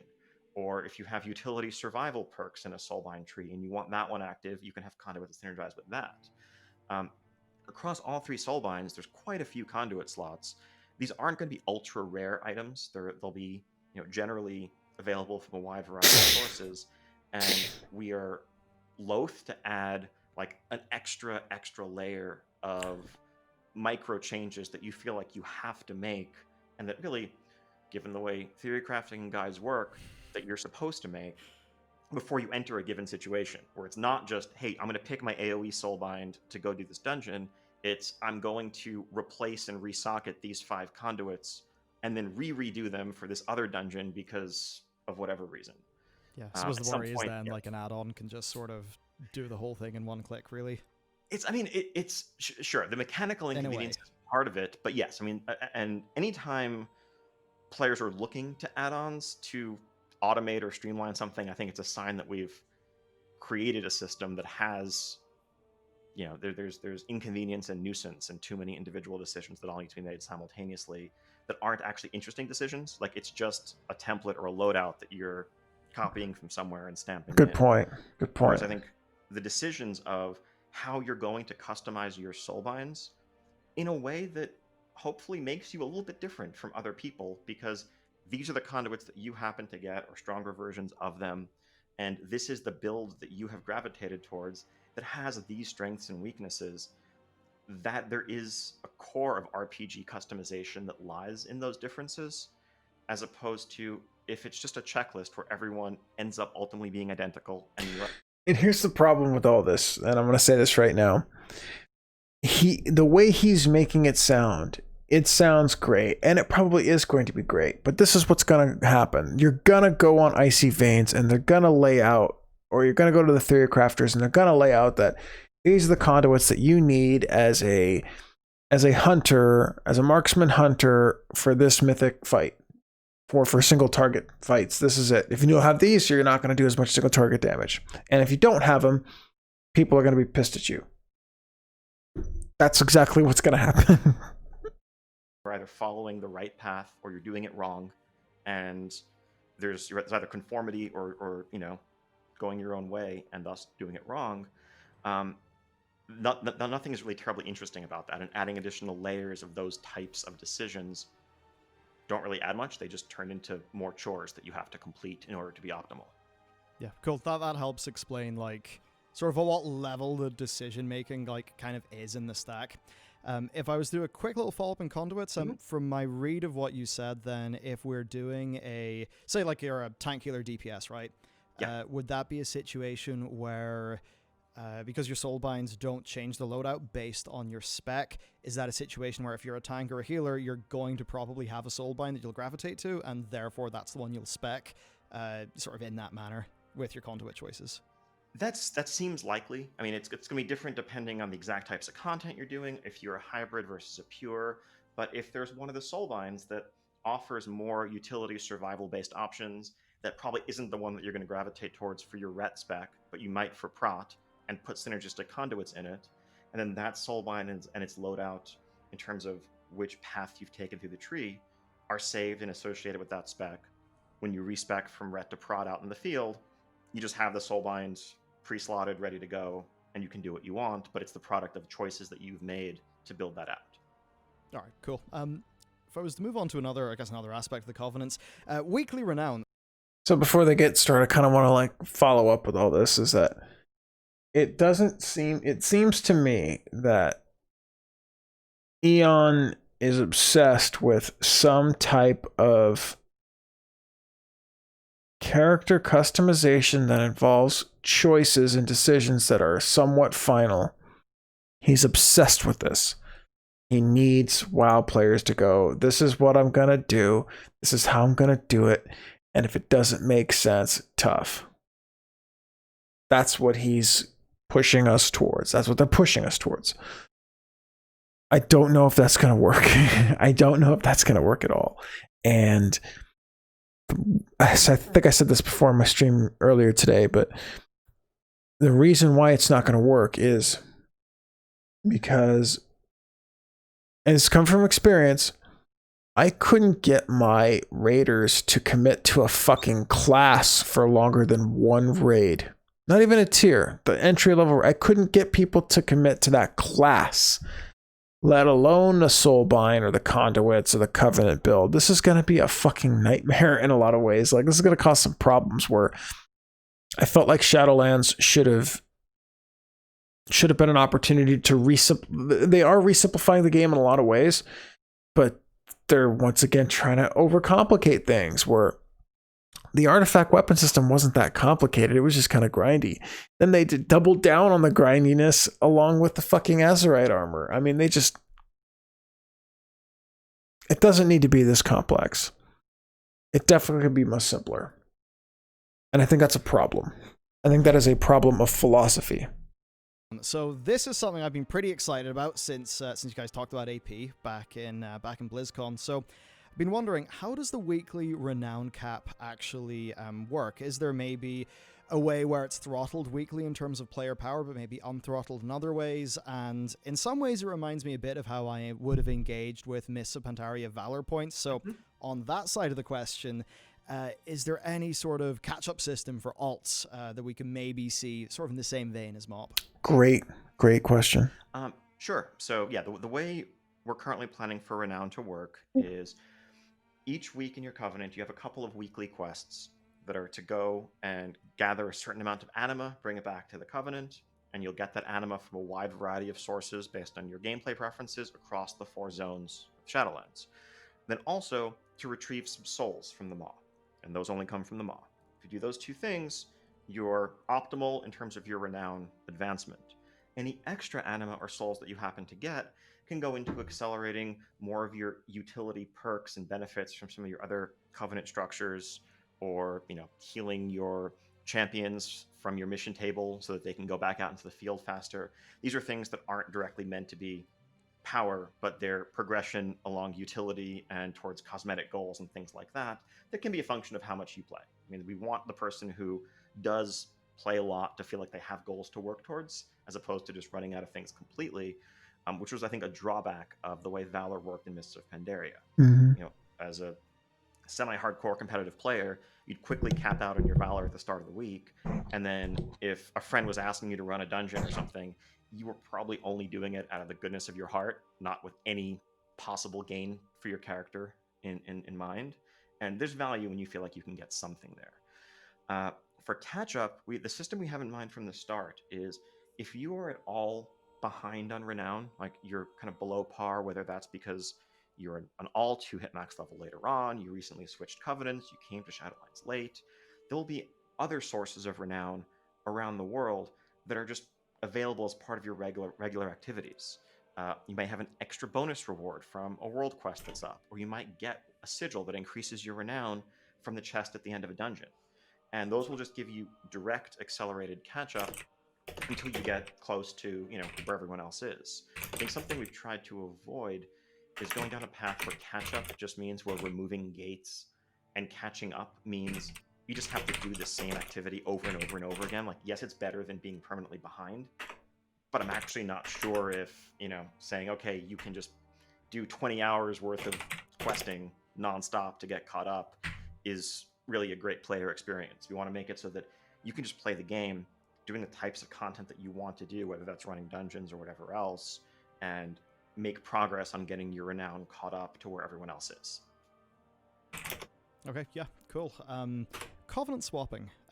Is there any thoughts right now on what the cost of that would actually be? Oh, here we go. This is a great question. Great question. So the current plan is that leaving your Covenant is simple and costless. If I join the Venthyr at the start when I hit level 60, and I decide, actually, after a week or two, this isn't what I thought it was going to be, it's kind of lame, I don't like these parties or whatever, I want to join the Kyrian, I can just go to the representative of the Kyrian and join, and that's that. And all the catch-up systems will be in place to let me quickly get ramped up and powered up in my sanctum over there. Now, where the cost comes into play is if I want to go back to the Venthyr for whatever reason. Effectively, narratively, I have broken a sacred oath that I made when I first joined them. They were a bit distrustful of me naturally, and I'm going to have to make it up to them. I'm going to have to prove to them that, yes, sorry, I actually regret my choice. I do want to come back. Please let me back in. And we haven't figured out exactly what the process is going to be there. We don't want it to be, it's kind of a balance. I haven't figured it out yet. That's interesting. Frankly, a painful grind, which we don't really want to encourage, or just something that might take a couple of weeks, so that effectively you can't be switching back. It might be easy, but time consuming, so that you just can't switch back and forth from boss to boss or from tier to tier. Because again, the second you can do that, it's no longer a part of your identity. If you're committed to making a long-term change, we don't want there to be a significant barrier there. Whether it's because you want to see a different part of the story, or because you genuinely regret your choice, you shouldn't feel locked into it. Now, if you do leave a Covenant and do come back, all of your progress that you've made will be saved. All of your things you've unlocked, your soulbinds, your sanctum upgrades, those are all present and preserved. But really, the main goal is to make sure this doesn't turn into a system where the player expectation is that I go Venthyr for this raid boss, then I Hearth and respec to Kyrian for this next one, and so forth. Yeah. Because again, cool. I have it on good authority that we are out of time. Okay. But thank you. It was a pleasure. I'm sure we'll talk again in the future. Absolutely. Good luck. I'm sure we've got a long day ahead of you. Thank you very much. I appreciate it. All right. Cheers. See you later. Wow. I wish she didn't have to stop it right there. Wish she didn't, but I want to check out this other video. It's from Preach. No trust left in our relationship. None. Fair, I can accept that. Weird run, this dude. Weird run. Oh, I thought this was a different. God, it's so good. Let's check out the Vengeance Demon Hunter video from Selwyn. Hey everyone, it's Selwyn here. Let's talk about vengeance. Now, before we actually start, I do want to profess something that I don't usually do, and I should do way more often. And that is reminding you all that this is alpha. There is still a lot of room for improvement, okay? So just because your spec, your favorite spec, your main spec is not looking... So I want to make this confession early on to anybody that's watching. So in Legion, I had dedicated myself to, I wanted to be a Demon Hunter streamer. I really wanted to take my, I really wanted to be like a Demon Hunter at the next level. And I wanted to learn Vengeance kind of on the side and do like Mythic Plus and maybe some backup tanking. And I really liked it, but I loved Havoc more. And I'm really thinking about dedicating a little bit more time to Vengeance, just because tanking is so important. And I used to be a tank for so many years. So the reason why I'm watching this is I really want to kind of sink my teeth into what Vengeance might be, because I might have to do it, especially if I'm going to run like a normal mode raid. Getting tanks together is hard, so I might have to step up and tank in order to do it.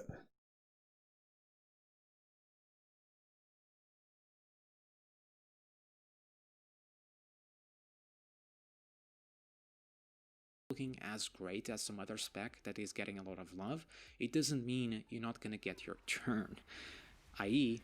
Havoc Demon Hunter that we covered recently. Okay, it's still pretty early, alright, so don't worry too much. Of course, voice your concerns and hope that Blizzard listens, which they seem to be listening a lot, which is pretty great.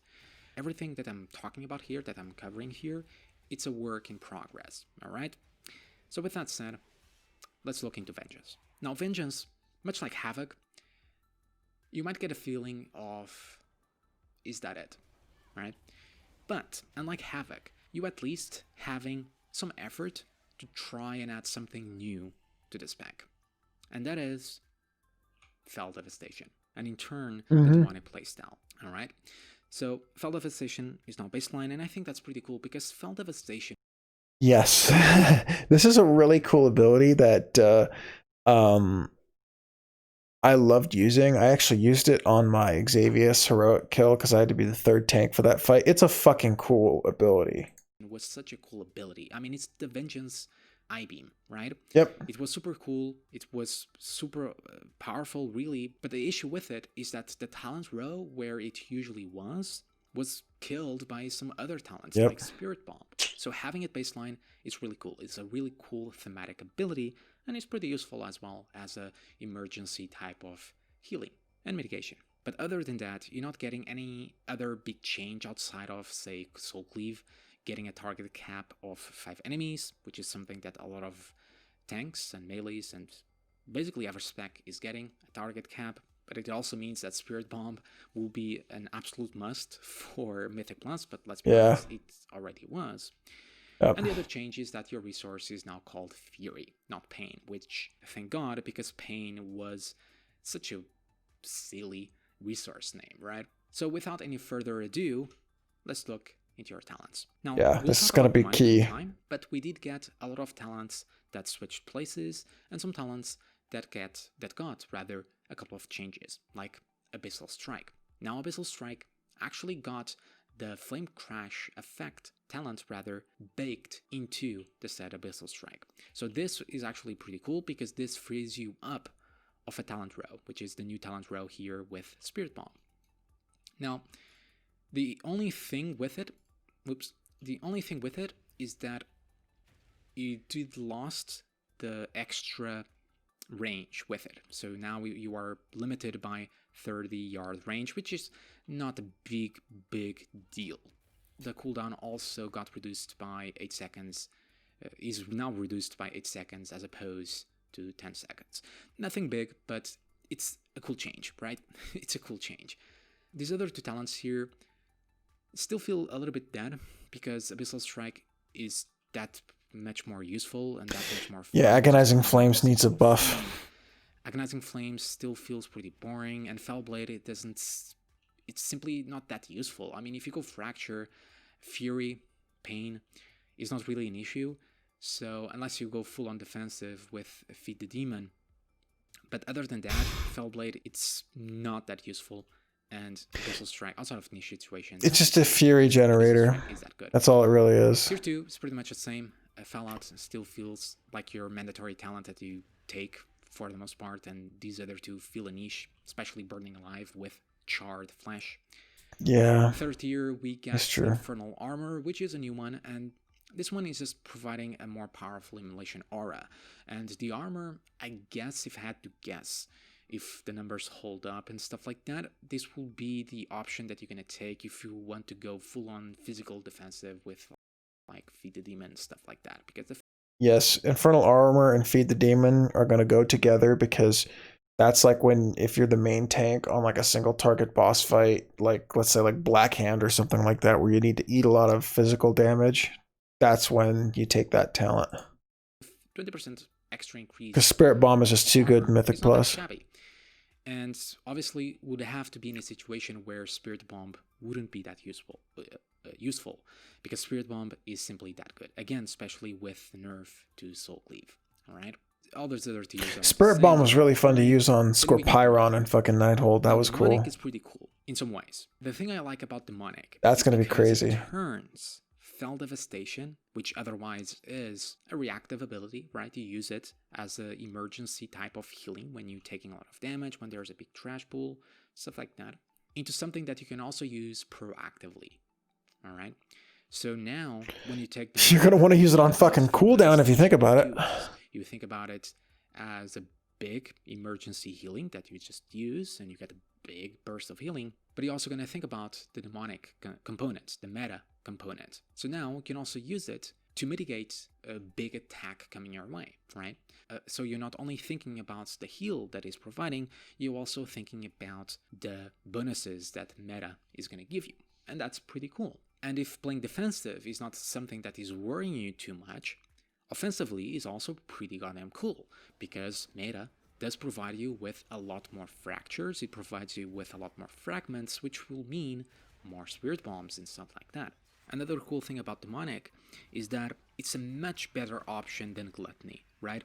Gluttony was cool, but was purely based on RNG, right? So you couldn't really time your meta that you would get from Soul Fragments, right? So this is why, with it being tied to Fell Devastation, it makes so much more sense, because you can actually plan around it, right? You can actually... What was your favorite part of DH tanking compared to other tanks? That's a great question. They're really fun in dungeons, because they've got that double leap basically, and I didn't feel like a tank. Like you don't have a shield, and it's not like a Death Knight where you're really slow. If you felt like you were a demon hunter with extra defensives, like having dual Warglaive tanking, that's awesome. It's just aesthetically very pleasing tank to play, I think.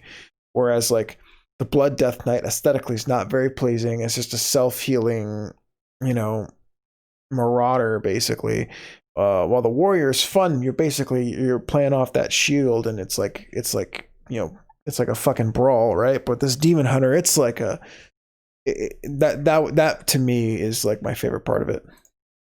Target abilities, you can actually target things, as opposed to being reliant on RNG, which doesn't make sense at all as a tank, right? So that's another reason why I do like Demonic. So that's also pretty cool. The only issue I have with Fell Devastation, it's its cost, right? Its cost seems a little bit too high, because it costs you 50 Fury, right? And 50 Fury is quite a lot. It's true. Now, thinking about it in Demonic, I think it's fine. But thinking about it, especially without Demonic, I don't think it makes a lot of sense, because Fell Devastation is something that, again, you can use reactively, something that you can use a little bit as an emergency. And the cost, in a lot of situations where I was, kind of prevented me from using the ability. It was a big hindrance on the ability itself. I wanted to use it, but it was so goddamn expensive that made it hard to use. And now, the Demonic side of it, I think, again, gameplay-wise, I'm not talking about... That means you got to plan it out. You just got to plan out when you're going to use it. It is pretty cool outside of the cost that it requires you to use the ability itself. Now, the other two talents here, you had them once before, and I guess they do fill a niche. Fell Reaver is something that, it's pretty boring, but you just have it. I don't really know the place of this now, especially with the target cap of enemies, but I imagine it's good if you go full on defensive for the 6% damage reduction, but then again, Demonic does feel a little bit too powerful in comparison, but I don't know, maybe numbers will tell otherwise. Soul Barrier does again fill the niche, because it provides you a shield, so it still has its place. Then on the last year, we do get to It's okay. New talents.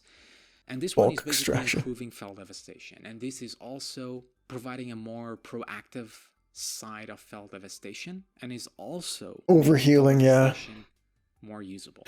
That's gonna be standard. I mean, except for last resort. Like last resort is something you're gonna want for like a progression hard raid boss. Mostly for DPS. Whereas Ruinous Bulwark, to absorb some damage. Yeah, I can see it being used in like Mythic Plus and some raiding, especially if there's ads. But even outside of that, there's a big chance that when you use Fell Devastation that you're gonna overheal in some way. And this will provide some extra mitigation, or rather, absorb with the set shield. And also you do get a 15% extra healing, which is obviously pretty good. Then we get Bulk Extraction, which is kind of boring. I mean, you just deal AoE damage around you and you extract 5 fragments and immediately you consume them. So there's no synergy at all with the rest of the spec or with the rest of the talents. It's just a bleh of heal, right? I think they just kind of made that talent and said, hopefully it works. They'll probably have to buff it. And that's it. So it's a pretty boring talent. Yeah, it's not very fun. It's with a long cooldown. They'll probably have to reduce the cooldown to make it more viable. I just couldn't help but feel how boring it is. It's just one big bleh of heal, and that doesn't really interact with the spec, that doesn't really do anything.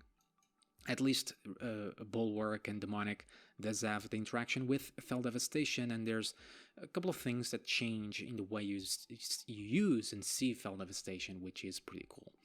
But other than that, the spec still is pretty much the same.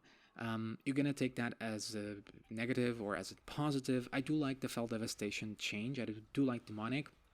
I'm sure there are some concerns, but just playing the spec, gameplay-wise and stuff like that, it's pretty fun.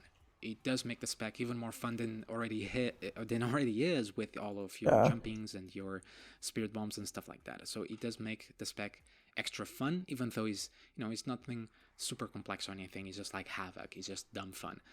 Now, over time, obviously, you might find some faults and something like that, right? But as it stands, I think it's pretty cool and fun. Now let's take a look at our covenants before we finish off. Now, our covenants are a bit of a hit and miss. So we have the Kyrian one, the Bastion one, which is Elysium Decree, and I probably again said that wrong. It's essentially a new sigil, right? It's a new sigil that you're gonna get that will simply deal damage, right? So it's an extra AoE ability, extra damage, that's pretty cool, but it also will give you soul fragments. That's pretty cool. So it adds some extra synergy with the spec. So it will provide with more spirit bombs, with more self-healing, internal mitigation and stuff like that. So that's pretty good, right? That's pretty good. True. It's pretty simple, but pretty good. It at least provides a synergy with spec. It makes sense.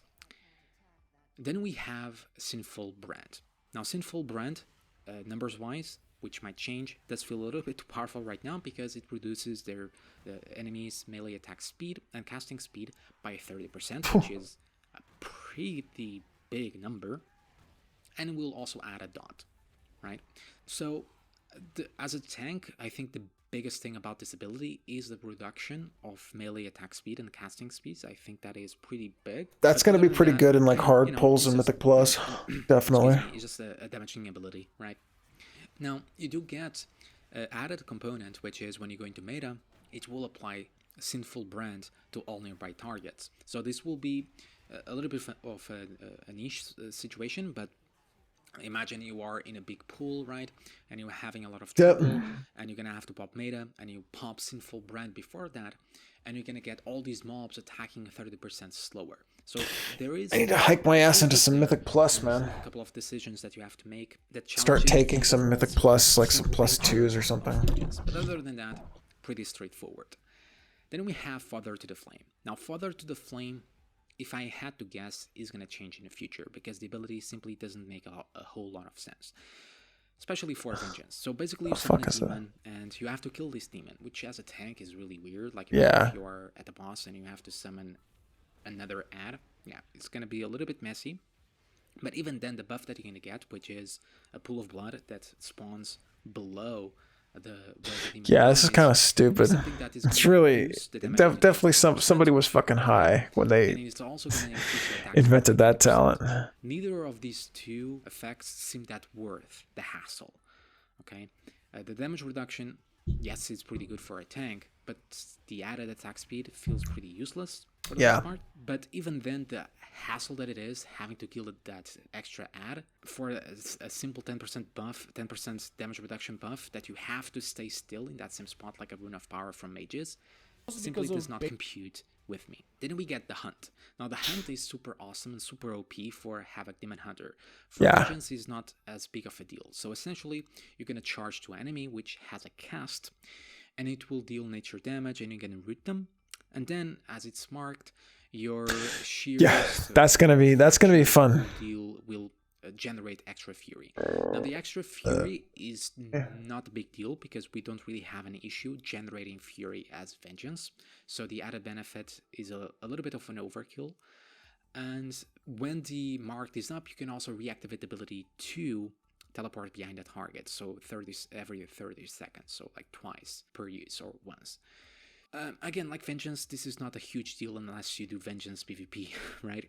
It's not a huge deal at all. Definitely for Havoc, though. That's why I might go Kyrian, because it has good for Havoc and Vengeance. Situations where the teleport would be good for a tank, but the other benefits are not a huge deal. So it makes the Bastion Covenant and the Venthyr Covenant, the Sinful Brand, far more useful for Vengeance. So that's it on our Covenants. Again, a bit of a hit and miss. Nothing super overly exciting, but again, do remember, like I said in the beginning, there's still a lot of work to be done. There's still stallbinds and all of that. So overall, again, Vengeance does have a couple of issues, but for the most part, you know, it's the same spec, right? It's still fun as ever. You know, I still have a lot of fun in my Vengeance. It's a pretty simple spec. It's a pretty good video, but I was watching one. I'm like 3 minutes in on Will Demon Hunters Still Be Kings, and I still want to finish it up. Leech for entering Metamorphosis. If you want to increase that leech even further, there were talents that went with it. So the baseline leech for Demon Hunters is going to be removed. Let's be honest, that part was kind of ridiculous. The amount of self-healing and self-survivability a Demon Hunter could do by themselves as a DPS Demon Hunter without really investing too many defensive cooldowns, it was quite nuts. Can Demon Hunters still survive a massive onslaught of enemies in dungeons when you're taking dice? Absolutely, but you will have to invest quite a few cooldowns, and you'll have to line up your abilities just a hair better. You might also have to kite enemies around quite a bit, waiting for your tank to come back. You're not going to be able to take as many punches to the face like you used to, but you will still be fairly livable. You will be survivable. You have still a lot of tools. It's just Blizzard's taking out certain aspects that might allow Demon Hunters to feel cheesy in certain mechanics. There are certain aspects with specs that just aren't enjoyable, like having rogues be able to stun lock everybody for years. Was Havoc fun in Legion? Havoc was really fun in Legion. There's a couple of times where they kept changing what the best talents were, because there was pretty clear cookie cutter builds. But if you look at some of my footage from my YouTube channel of me playing Havoc, it's fucking fun. It was probably the most fun spec I ever played. I just wish the raids were better where I played it in. Structure Warlock drop an Infernal and one-shot people into Globals of a Chaos Bolt, mostly in PvP. So certain aspects of the game definitely have to be changed around, and with Shadowlands getting a variety of class changes and also a return of a variety of abilities, maybe even new mechanics getting employed, a lot of specs are going to have new things come to them, and also certain old things may be taken away in order to mold them into a better version of what they used to be. So let's talk about all those new abilities or old abilities that Demon Hunters have that are coming back. Well, Demon Hunters don't really have a history. They started out in Legion and mostly were revolved. We have 3 sets of tier. Then Battle for Azeroth came out, and there were traits which were temporary. And going into this expansion, well, Demon Hunters don't really have new things that they used to have, and not a lot of new abilities really getting added. There are some cool new talents, but that's what I gotta do. I gotta opt into the fucking beta. Simply are modified versions of what the old talents were, just to be made more considered. But there's nothing really new here. Don't get me wrong, there might be some builds you might be able to pull together, and some of these abilities really do look cool. And there could be a potential for Demon Hunters to really explore with legendaries that might be the key. That's going to be in terms of how you. That's going to be interesting. And specific playstyle. How those legendaries plan out. A whole list of a variety of different mechanics and abilities that is new for Demon Hunter. There's really not a lot. And that's definitely something worth considering. Reality sometimes can be disappointing, and Demon Hunter reality is really simplistic. The spec itself is mostly going to play the same as BFA. Potentially could be other builds, and I'll talk about builds in just a second in terms of talents and how they feel, but right now the strongest build that I found so far is very similar to the original BFA playstyle. You'll still do the same things like blade dance in order to put a dot on enemies and trying to cleave enemies if ever possible, trying to maintain your immolation aura, which is nice that the ability is baseline, but you'll be grabbing most likely a talent that has the fury generation with it. For the most part, you'll be trying to land I-beams in order to enter metamorphosis and trying to max out the damage while the I-beam provides you this enhanced form. We are still early in the alpha, so potentially Blizzard could allow us opportunities with buffs and nerfs to develop a build somewhere in between of the starter Legion build, which is more about momentum and using your movement abilities in coordination with your other abilities in order to buff your damage. And it's really, you know, it's funny, the momentum build was never like, it was slightly viable at times in Legion, but I really wish it had, because I really wanted to fuck around with that. It was such a fun fucking build to play with, you know. I don't know, just a quick thought. Being all about kind of auto attacking the enemy and building the resources. Then after you have a bit of resources, using that momentum with charges and backflips in order to create opportunities for big damage. And maybe the playstyle for Demon Hunters could be this momentum Legion playstyle and a mix of Battle for Azeroth, I-Beam, Metamorphosis, Demonic playstyle. Or maybe it could be something else completely. Again, we didn't talk and haven't seen what the legendary system might bring for Demon Hunters in particular just yet. But we also do gotta consider this spec was born with the idea that your artifact weapon is going to be a main component. Then we had traits that kind of created extra components for this spec, and this is still probably the most bare bones, I would say, the most bare bones spec that we have even right now looking at it into Shadowlands. Personal problems with the spec for me, I'd say it's a little too simple. The spec can be broken down, and a lot of specs can be right now in Battle for Azeroth, be broken down into like 4, 5, or 6 main abilities. But Demon Hunters, I feel like... Coders! Oh, thank you so much, man. I really appreciate that, brother. Have a good night, man. Have gotten simpler from Legion into Battle for Azeroth, and with us losing all the traits and essences, they are somehow finding a way to get simpler into the next expansion. This is a spec with a few abilities that are super effective, and there's nothing bad about it. However, seeing some of the other classes get a variety of different abilities, different curses for your warlocks, different abilities that rogues are getting, different abilities that paladins are getting with talents getting reshuffled, certain passives influencing different playstyles for death knights, and so on and so forth. Demon Hunters just don't seem like they have this evolution as they will level throughout Shadowlands. They're not getting too many crazy passives that might encourage certain playstyles and really give you that diversity of play. Don't fix what ain't broken, and, you know, slamming your head on Annihilate and Blade Dance and I-Beam and your Demon's Bite is super fun. However, it does get boring after a while. We can all agree with that. I feel like Demon Hunters is a pretty picture with not a lot of paint on it, and there's a lot that could be added. This is the perfect opportunity for Blizzard to really take this spec that is loved by many, a spec that is fairly easy to get into because it normally starts at a higher level, a spec that's going to have to start at level 10 with everybody else in Shadowlands, and your progression of you gaining abilities. Let's see what Preach has to say. It's a couple months old, but we'll see. The Vengeance Demon Hunter. This is going to be a mixed one from a number of people as we take a quick look at this. This is a spec that for us is clearly designed to be a big encouragement. The changes a big encouragement for people who love Havoc DPSing to go to Vengeance and have no trouble transferring. Which means I think a lot of the guys who are very into the technical minutiae of tanking and the defensive styles and putting it side by side with prop pallies, prop warriors, guardian druids, etc. are not going to be too happy because they wanted more. Whereas the guys who love DPSing on Havoc, they love I-beaming stuff, they love blowing the place up, are probably going to be reasonably happy that they can swap over to Vengeance super easily and actually just grasp what's going on. So the big changes here is Gluttony is gone. We now have Fell Devastation, which is the kind of I-beam equivalent. And basically this plays as you really blast DPS as hard as you can, which translates directly into tanking. So you can see where my kind of idea of what it's. And that's honestly Demonic is added there, so that is what the Demon Hunter should be all about. It's about fucking wrecking face to heal yourself. Defensively, can we plan that? So Fell Devastation is going to give you demonic meta, so you could do that on demand. And you know when he wants it, you could do it. That's something that a lot of Vengeance Demon Hunters were after for a while. Is a really controllable style. It works very well with tanking. But it also means it makes a lot of sense to casual players because where they previously I-beam, now they can Fell Devastation in its place, and they will go into Demonic just like they do with Havoc.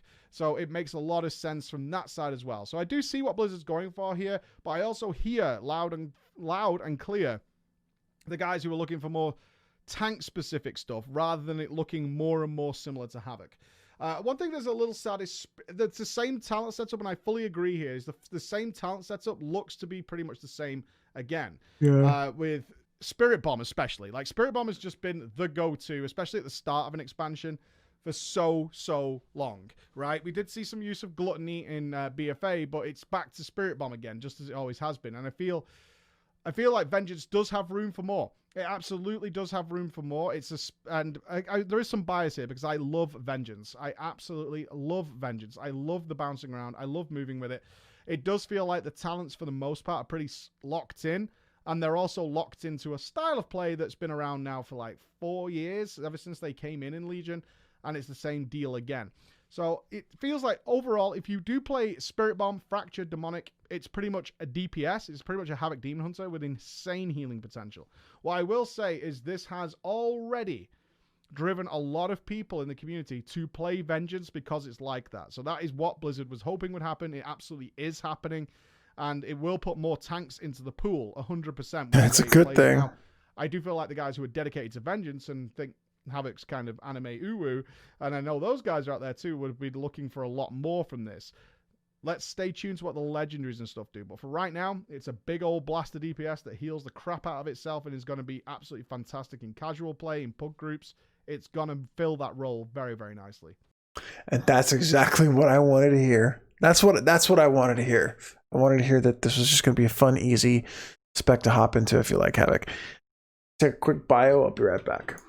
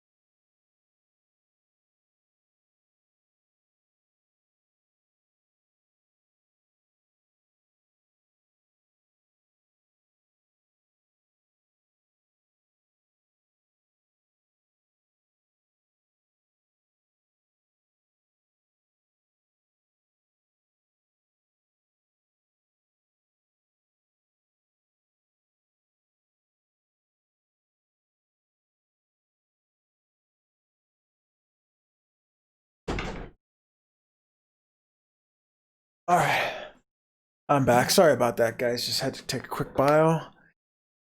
And I got a fistful of animal crackers because I'm 5-year-old.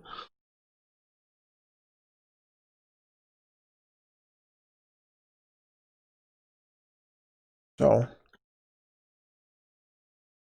look at that video.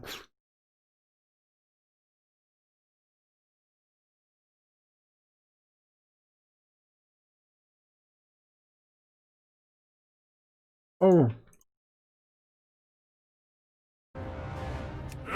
So these are new class animations. This should be good. DK looks cool.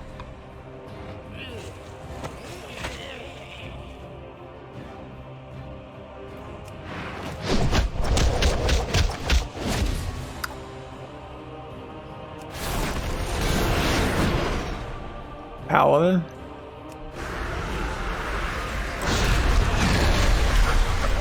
That's cool.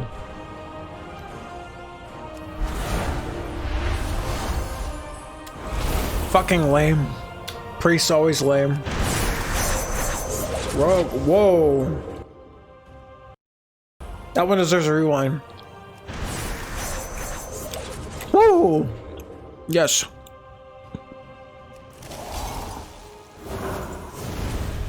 I like the mage.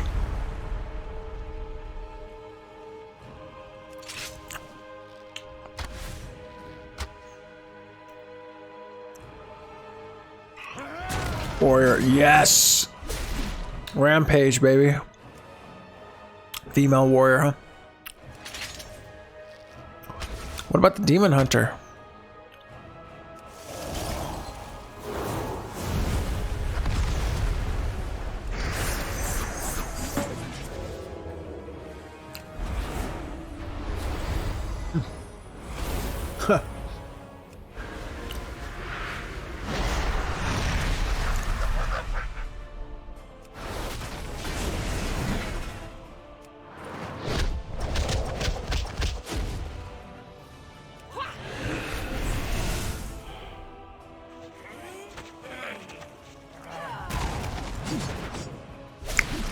Where's the demon hunter, man? I gotta see a demon hunter.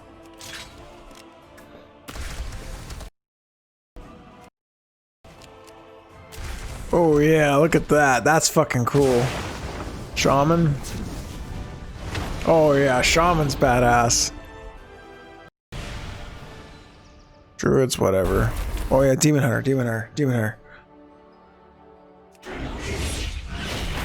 Oh yeah, demon hunter for the win, baby. Yep. Demon hunter's the best.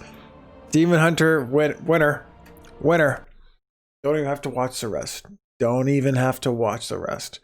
Alright, what else is on my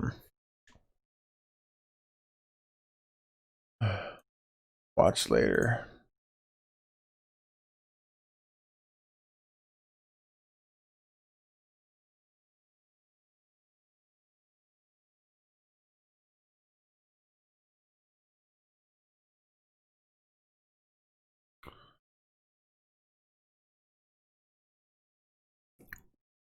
It's on my recommended feed. Who wins melee DPS? It's kind of a long video, but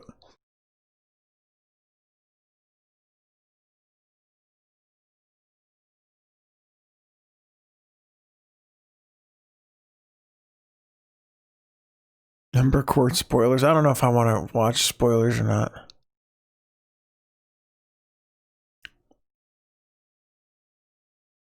Oh, this might be cool. Check out some of my old crappy videos. Date added old. This was my first video on this channel. First look at the Legion beta.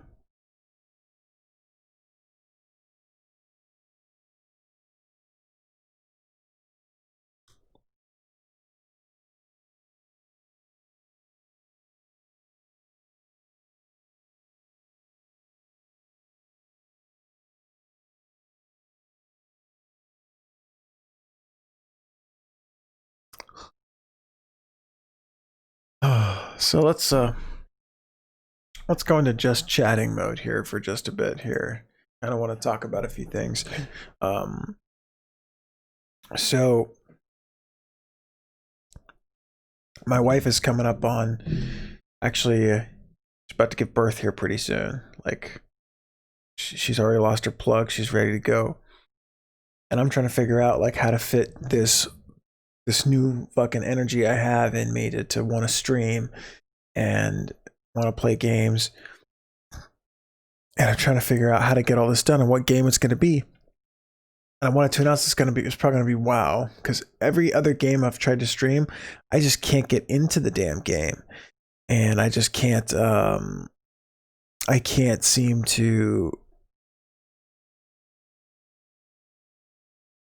just sink my teeth into something to the point where it's going to drive me in. Like, I get close with heroes, but I get bored with heroes after a while because I'm just not good at it. Whereas WoW, I know I'm good at the game. I'm going to get it, but what I really need is I need a new computer, or at least, I need a hard drive to just fit it on this desktop. I have a laptop that can stream, but that thing can't stream for shit. So that's basically what's going to end up happening. And first, I'm hoping to get it going. I really do. I'm hoping to get it going. So we'll see. Maybe, you know what? Let's do a round of heroes. Fuck it. Play some Heroes of the Storm.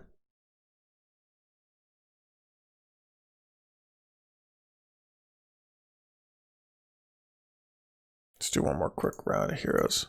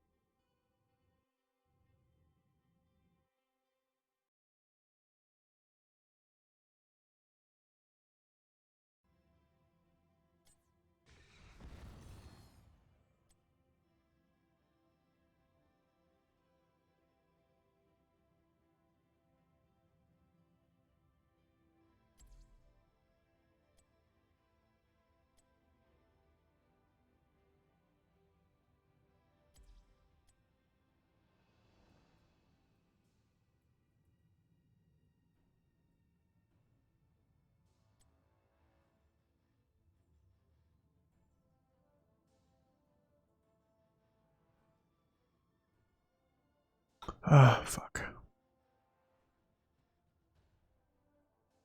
What do I want to play as?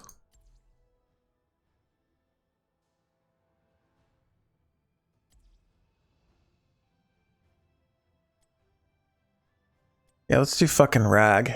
Let's do fucking Rag.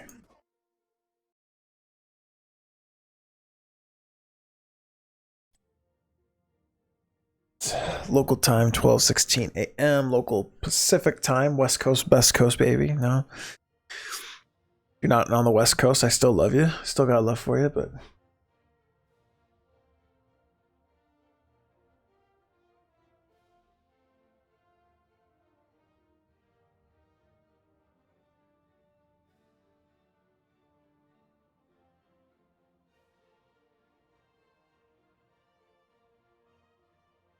so funny story about Rag and Varian is, fuck was that? You okay?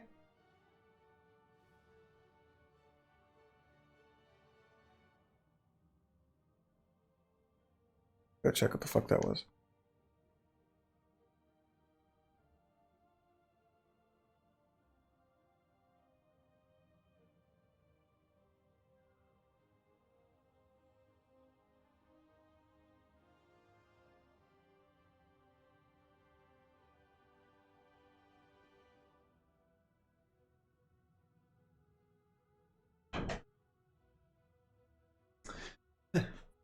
You guys can't see it here, but I have a Heroes of the Storm signed poster that I got from BlizzCon 2016.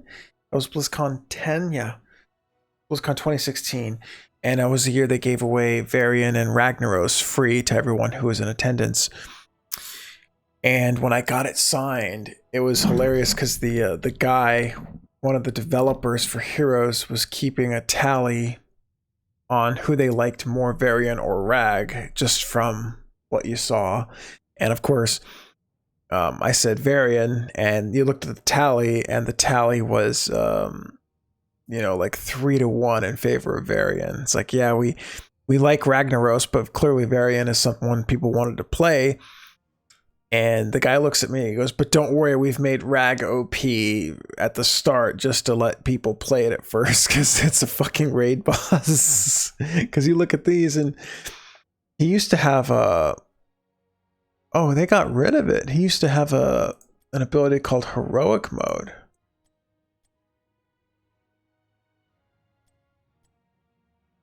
Yeah, there was an ability called Heroic Mode. They got rid of it. Wait, what happened? Why'd they get rid of it?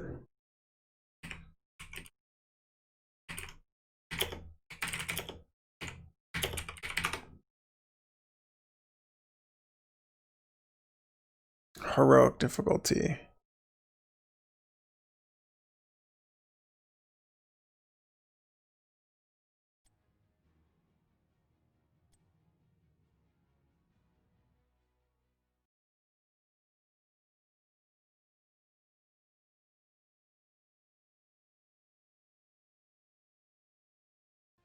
Oh, we'll see. Yeah. That was one of my biggest regrets, though, is not raiding at all or playing at all in Cataclysm, because I could have gotten a chance to beat, Nefarian and Ragnaros and all these like old school classic. That's what's kind of weird, is like Cataclysm was kind of an ode to classic WoW, but it got so much hate, and it's like, dude, this was kind of the expansion a lot of people asked for. I mean, the raiding was really hard, and the heroic dungeons were really hard. It's what players wanted, right? Hard content, right? Psh, no, they don't. Players don't want hard content. They want the path of least resistance.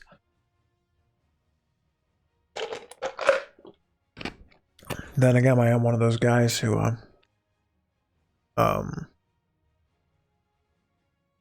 started in Wrath and didn't like... I mean, this is a fucking crazy story. The first dungeon I ever did in Cataclysm, it was like a week after it launched, and I just hit level 85, so my warrior, and we did the Stone Core, and I didn't realize how hard the dungeons were. And my guild master at the time, his name was Jeff. He's like, "Oh yeah, Marcus, you're gonna have to take this slow, man, because like we have to CC every single fucking patch." And it took us like an hour and a half to do a normal Stone Core dungeon. And I was just like, I think I did a couple more dungeons after that, maybe a heroic Grim Batol or something like that. But I was like, man, this is like just losing all that gear I'd worked so hard for. And it was just how hard it was to try and re-gear. I'm like, there's no way I could just grind these blue gears. And the raids are already out, So I ended up not playing. I quit.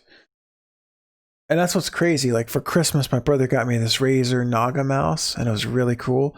I used it for like, I quit like a week after Christmas. Like I was that fast, I was like hooked for like 2 years on WoW, and bam, just like that, I quit and never looked back. Well, actually, I did look back. I didn't play again until like a month after Mist, so I missed like almost all of Cataclysm. And that was like an expansion I was looking forward to because I wanted to play the war again, and they were redoing the whole world. I'm like, man, this is going to be an awesome expansion. And nothing.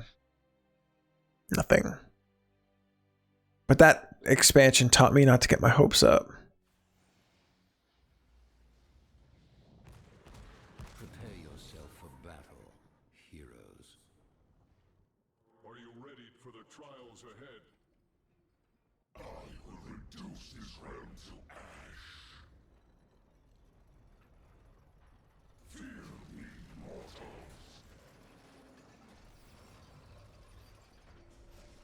The battle begins in 10 seconds. 5, 4, 3, 2. Oh yeah, there's short difficulty still. Let the battle begin.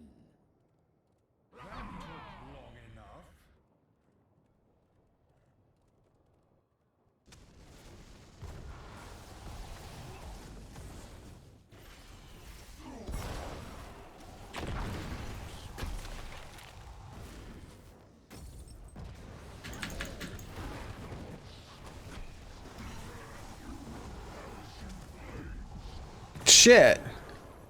That was stupid.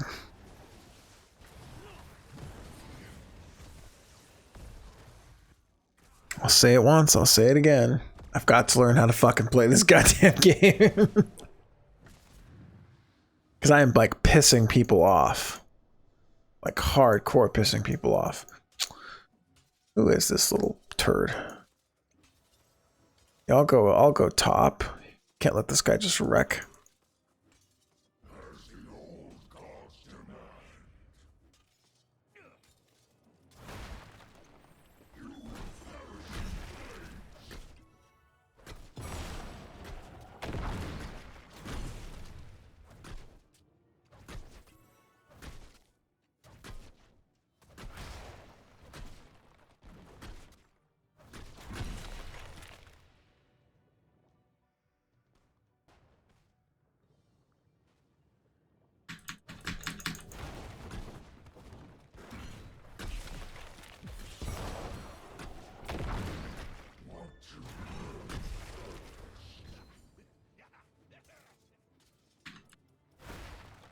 Shit.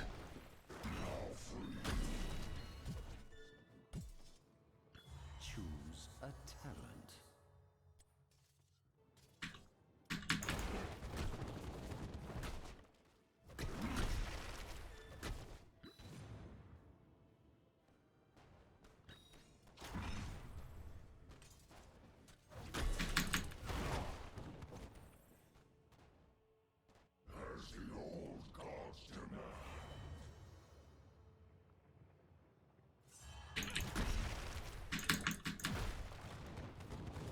Almost got you, bitch. Almost got you.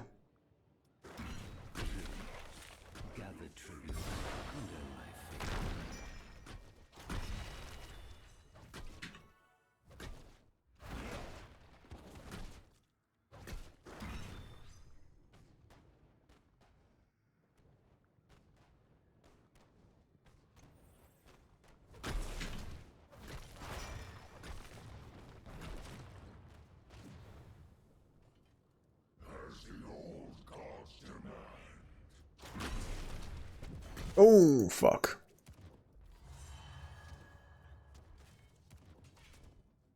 Why am I spell locked? Ah.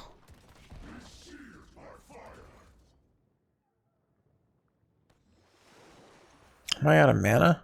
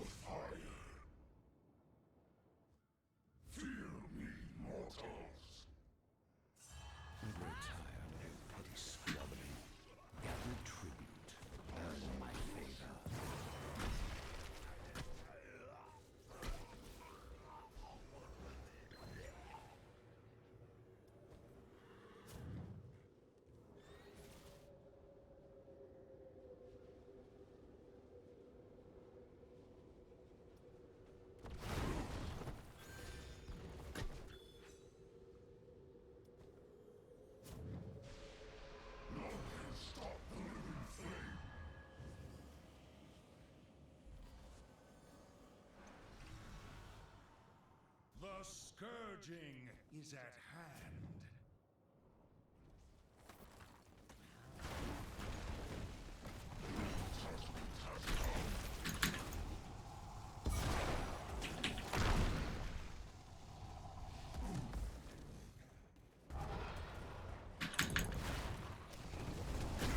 Got you, got you, got you.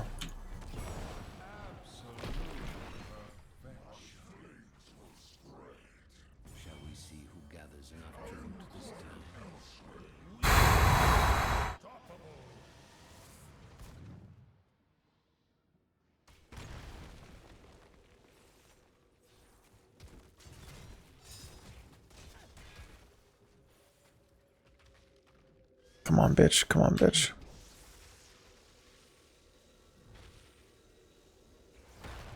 Oh, what the hell?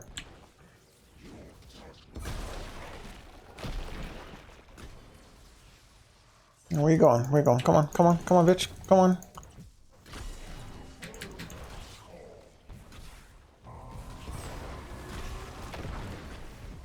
Whoa. Channel an allied or destroyed fort to keep.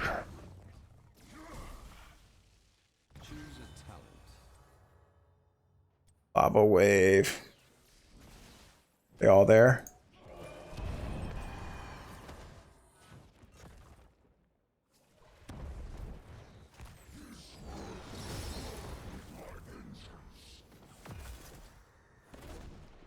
No, wait.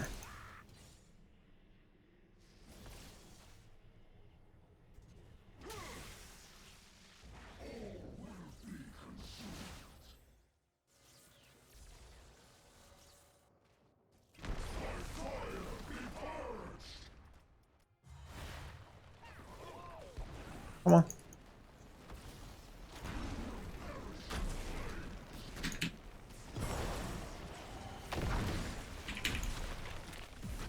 Come on, come on. Oh, come on. Ah.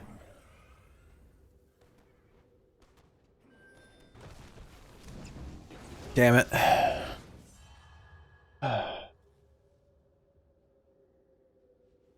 I'll be back.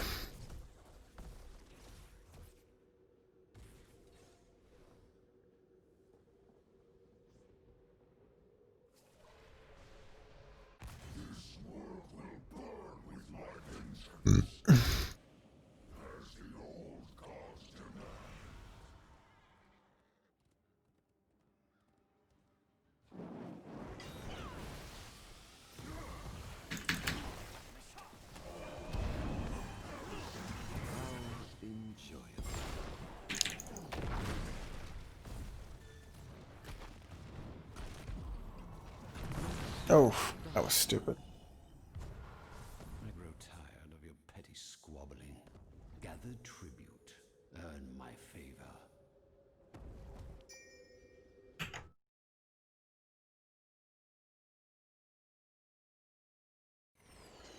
I guess you guys don't know that camps exist. Yeah, touche. Oh, fuck.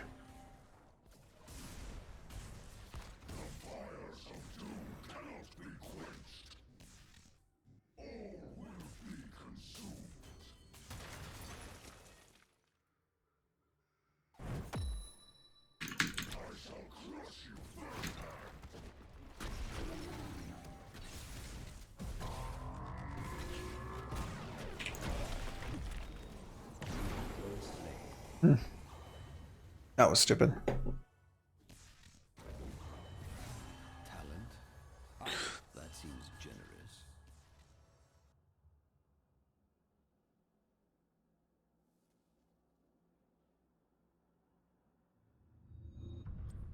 The curse falls upon you, heroes. Will you survive it? Kel'Thuzad, he sucked balls.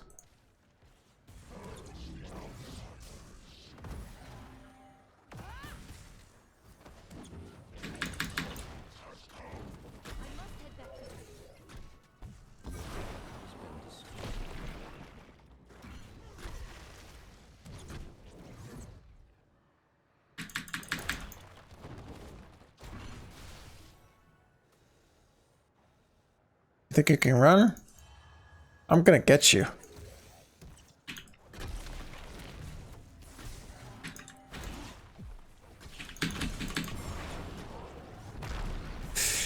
Oh my god. Ugh. Your fort has fallen. There we go. They've got all their forts up and ours are all broken. We're fucked. Let the curse end. Until someone wins my favor once more, that is. So what's going on here? Oh. Why didn't I use my... I'm gonna hit him with that lava wave.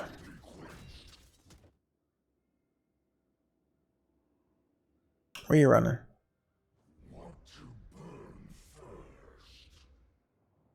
Yeah.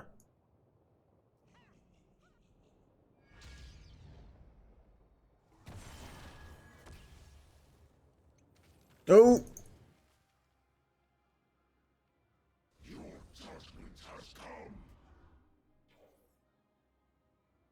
What's this?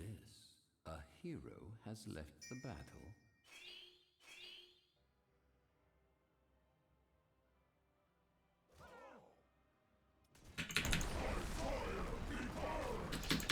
Yeah. Yeah. Oh, you little cowards.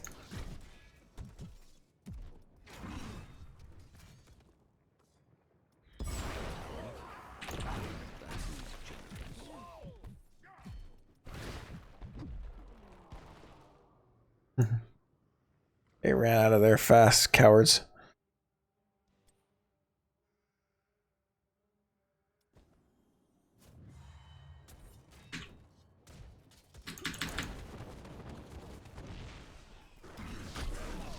Gather tribute or face my curse. The choice is simple.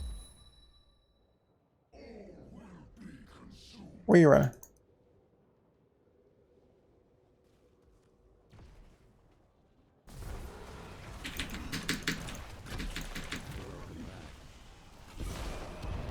Oh.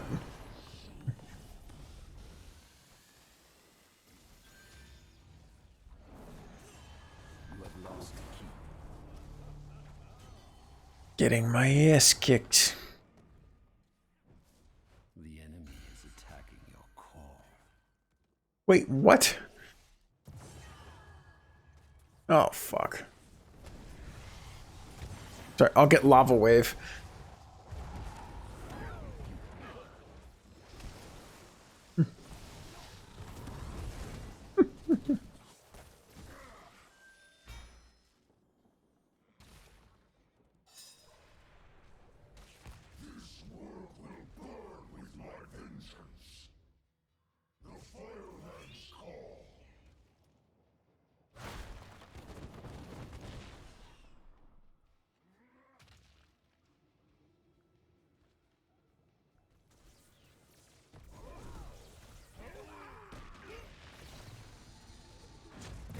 Got him.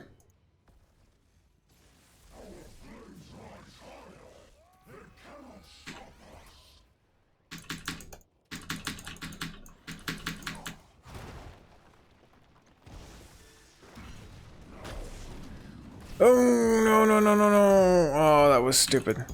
Oh. You were so close that time.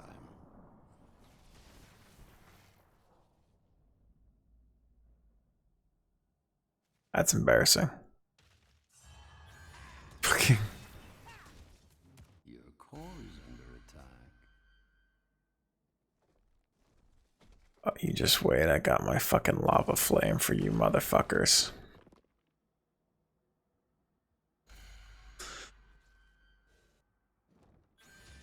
Shall we see who gathers enough tribute this time? No. Uh-oh.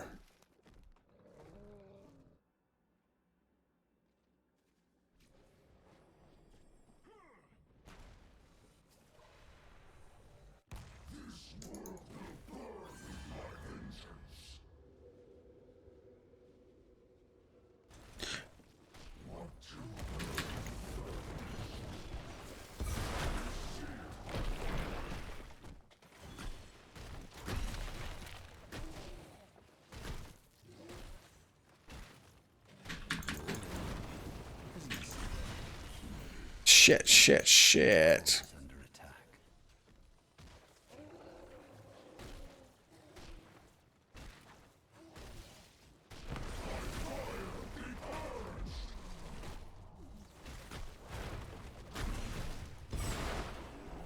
Bitch. Oh, damn, I should have saved it. Oh, that's a wrap.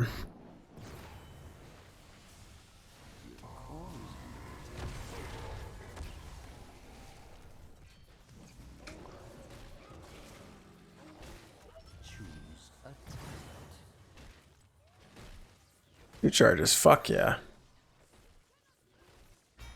No. Gather tribute or face my Kill the fucking thing! Oh my god.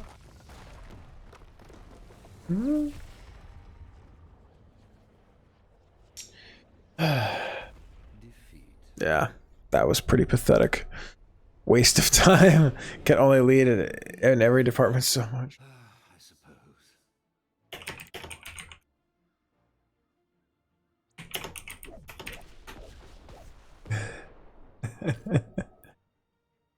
Y'all suck.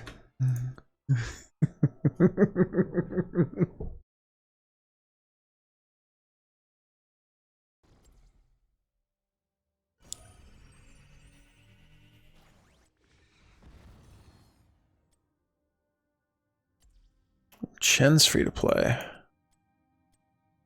Basically a brewmaster monk.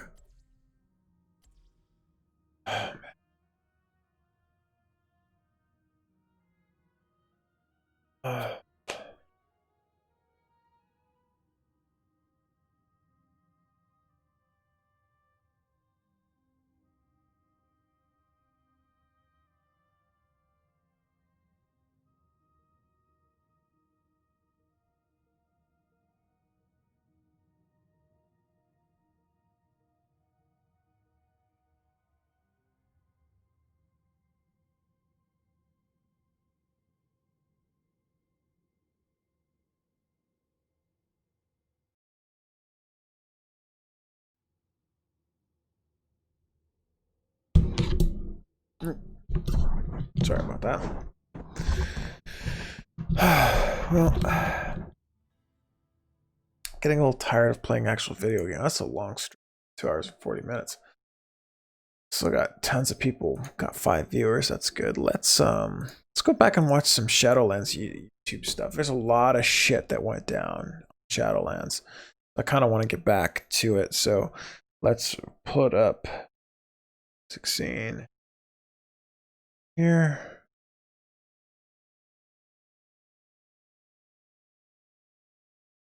Ten biggest dudes in Dota's Twitch. That's a good one.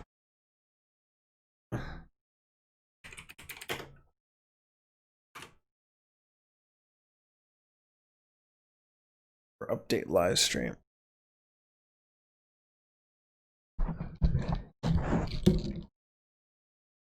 That could have been something I wish I could have streamed, but Dalaran Hello Games guys, how's it going? My name. He's got some stuff going on.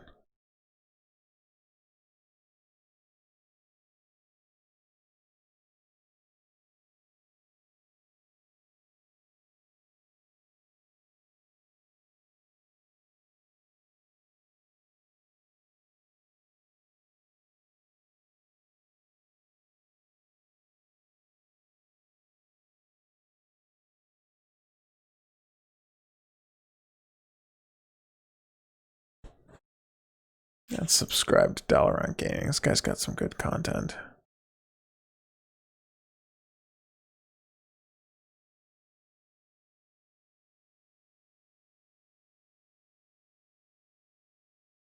Trying to get clarity.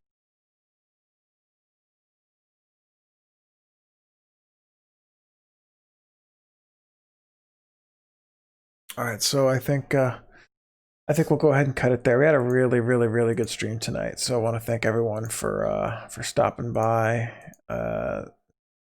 Got 3 new followers today, quite a bit. I'm on that path to affiliate, so we'll see how it all goes down. So I want to say thank you to everybody who chimed in on the stream tonight. I'll try and get the VOD up on YouTube, but if not, you guys have a great night. I'll try again. I'll see you again probably tomorrow afternoon, and of course late night tomorrow night as well.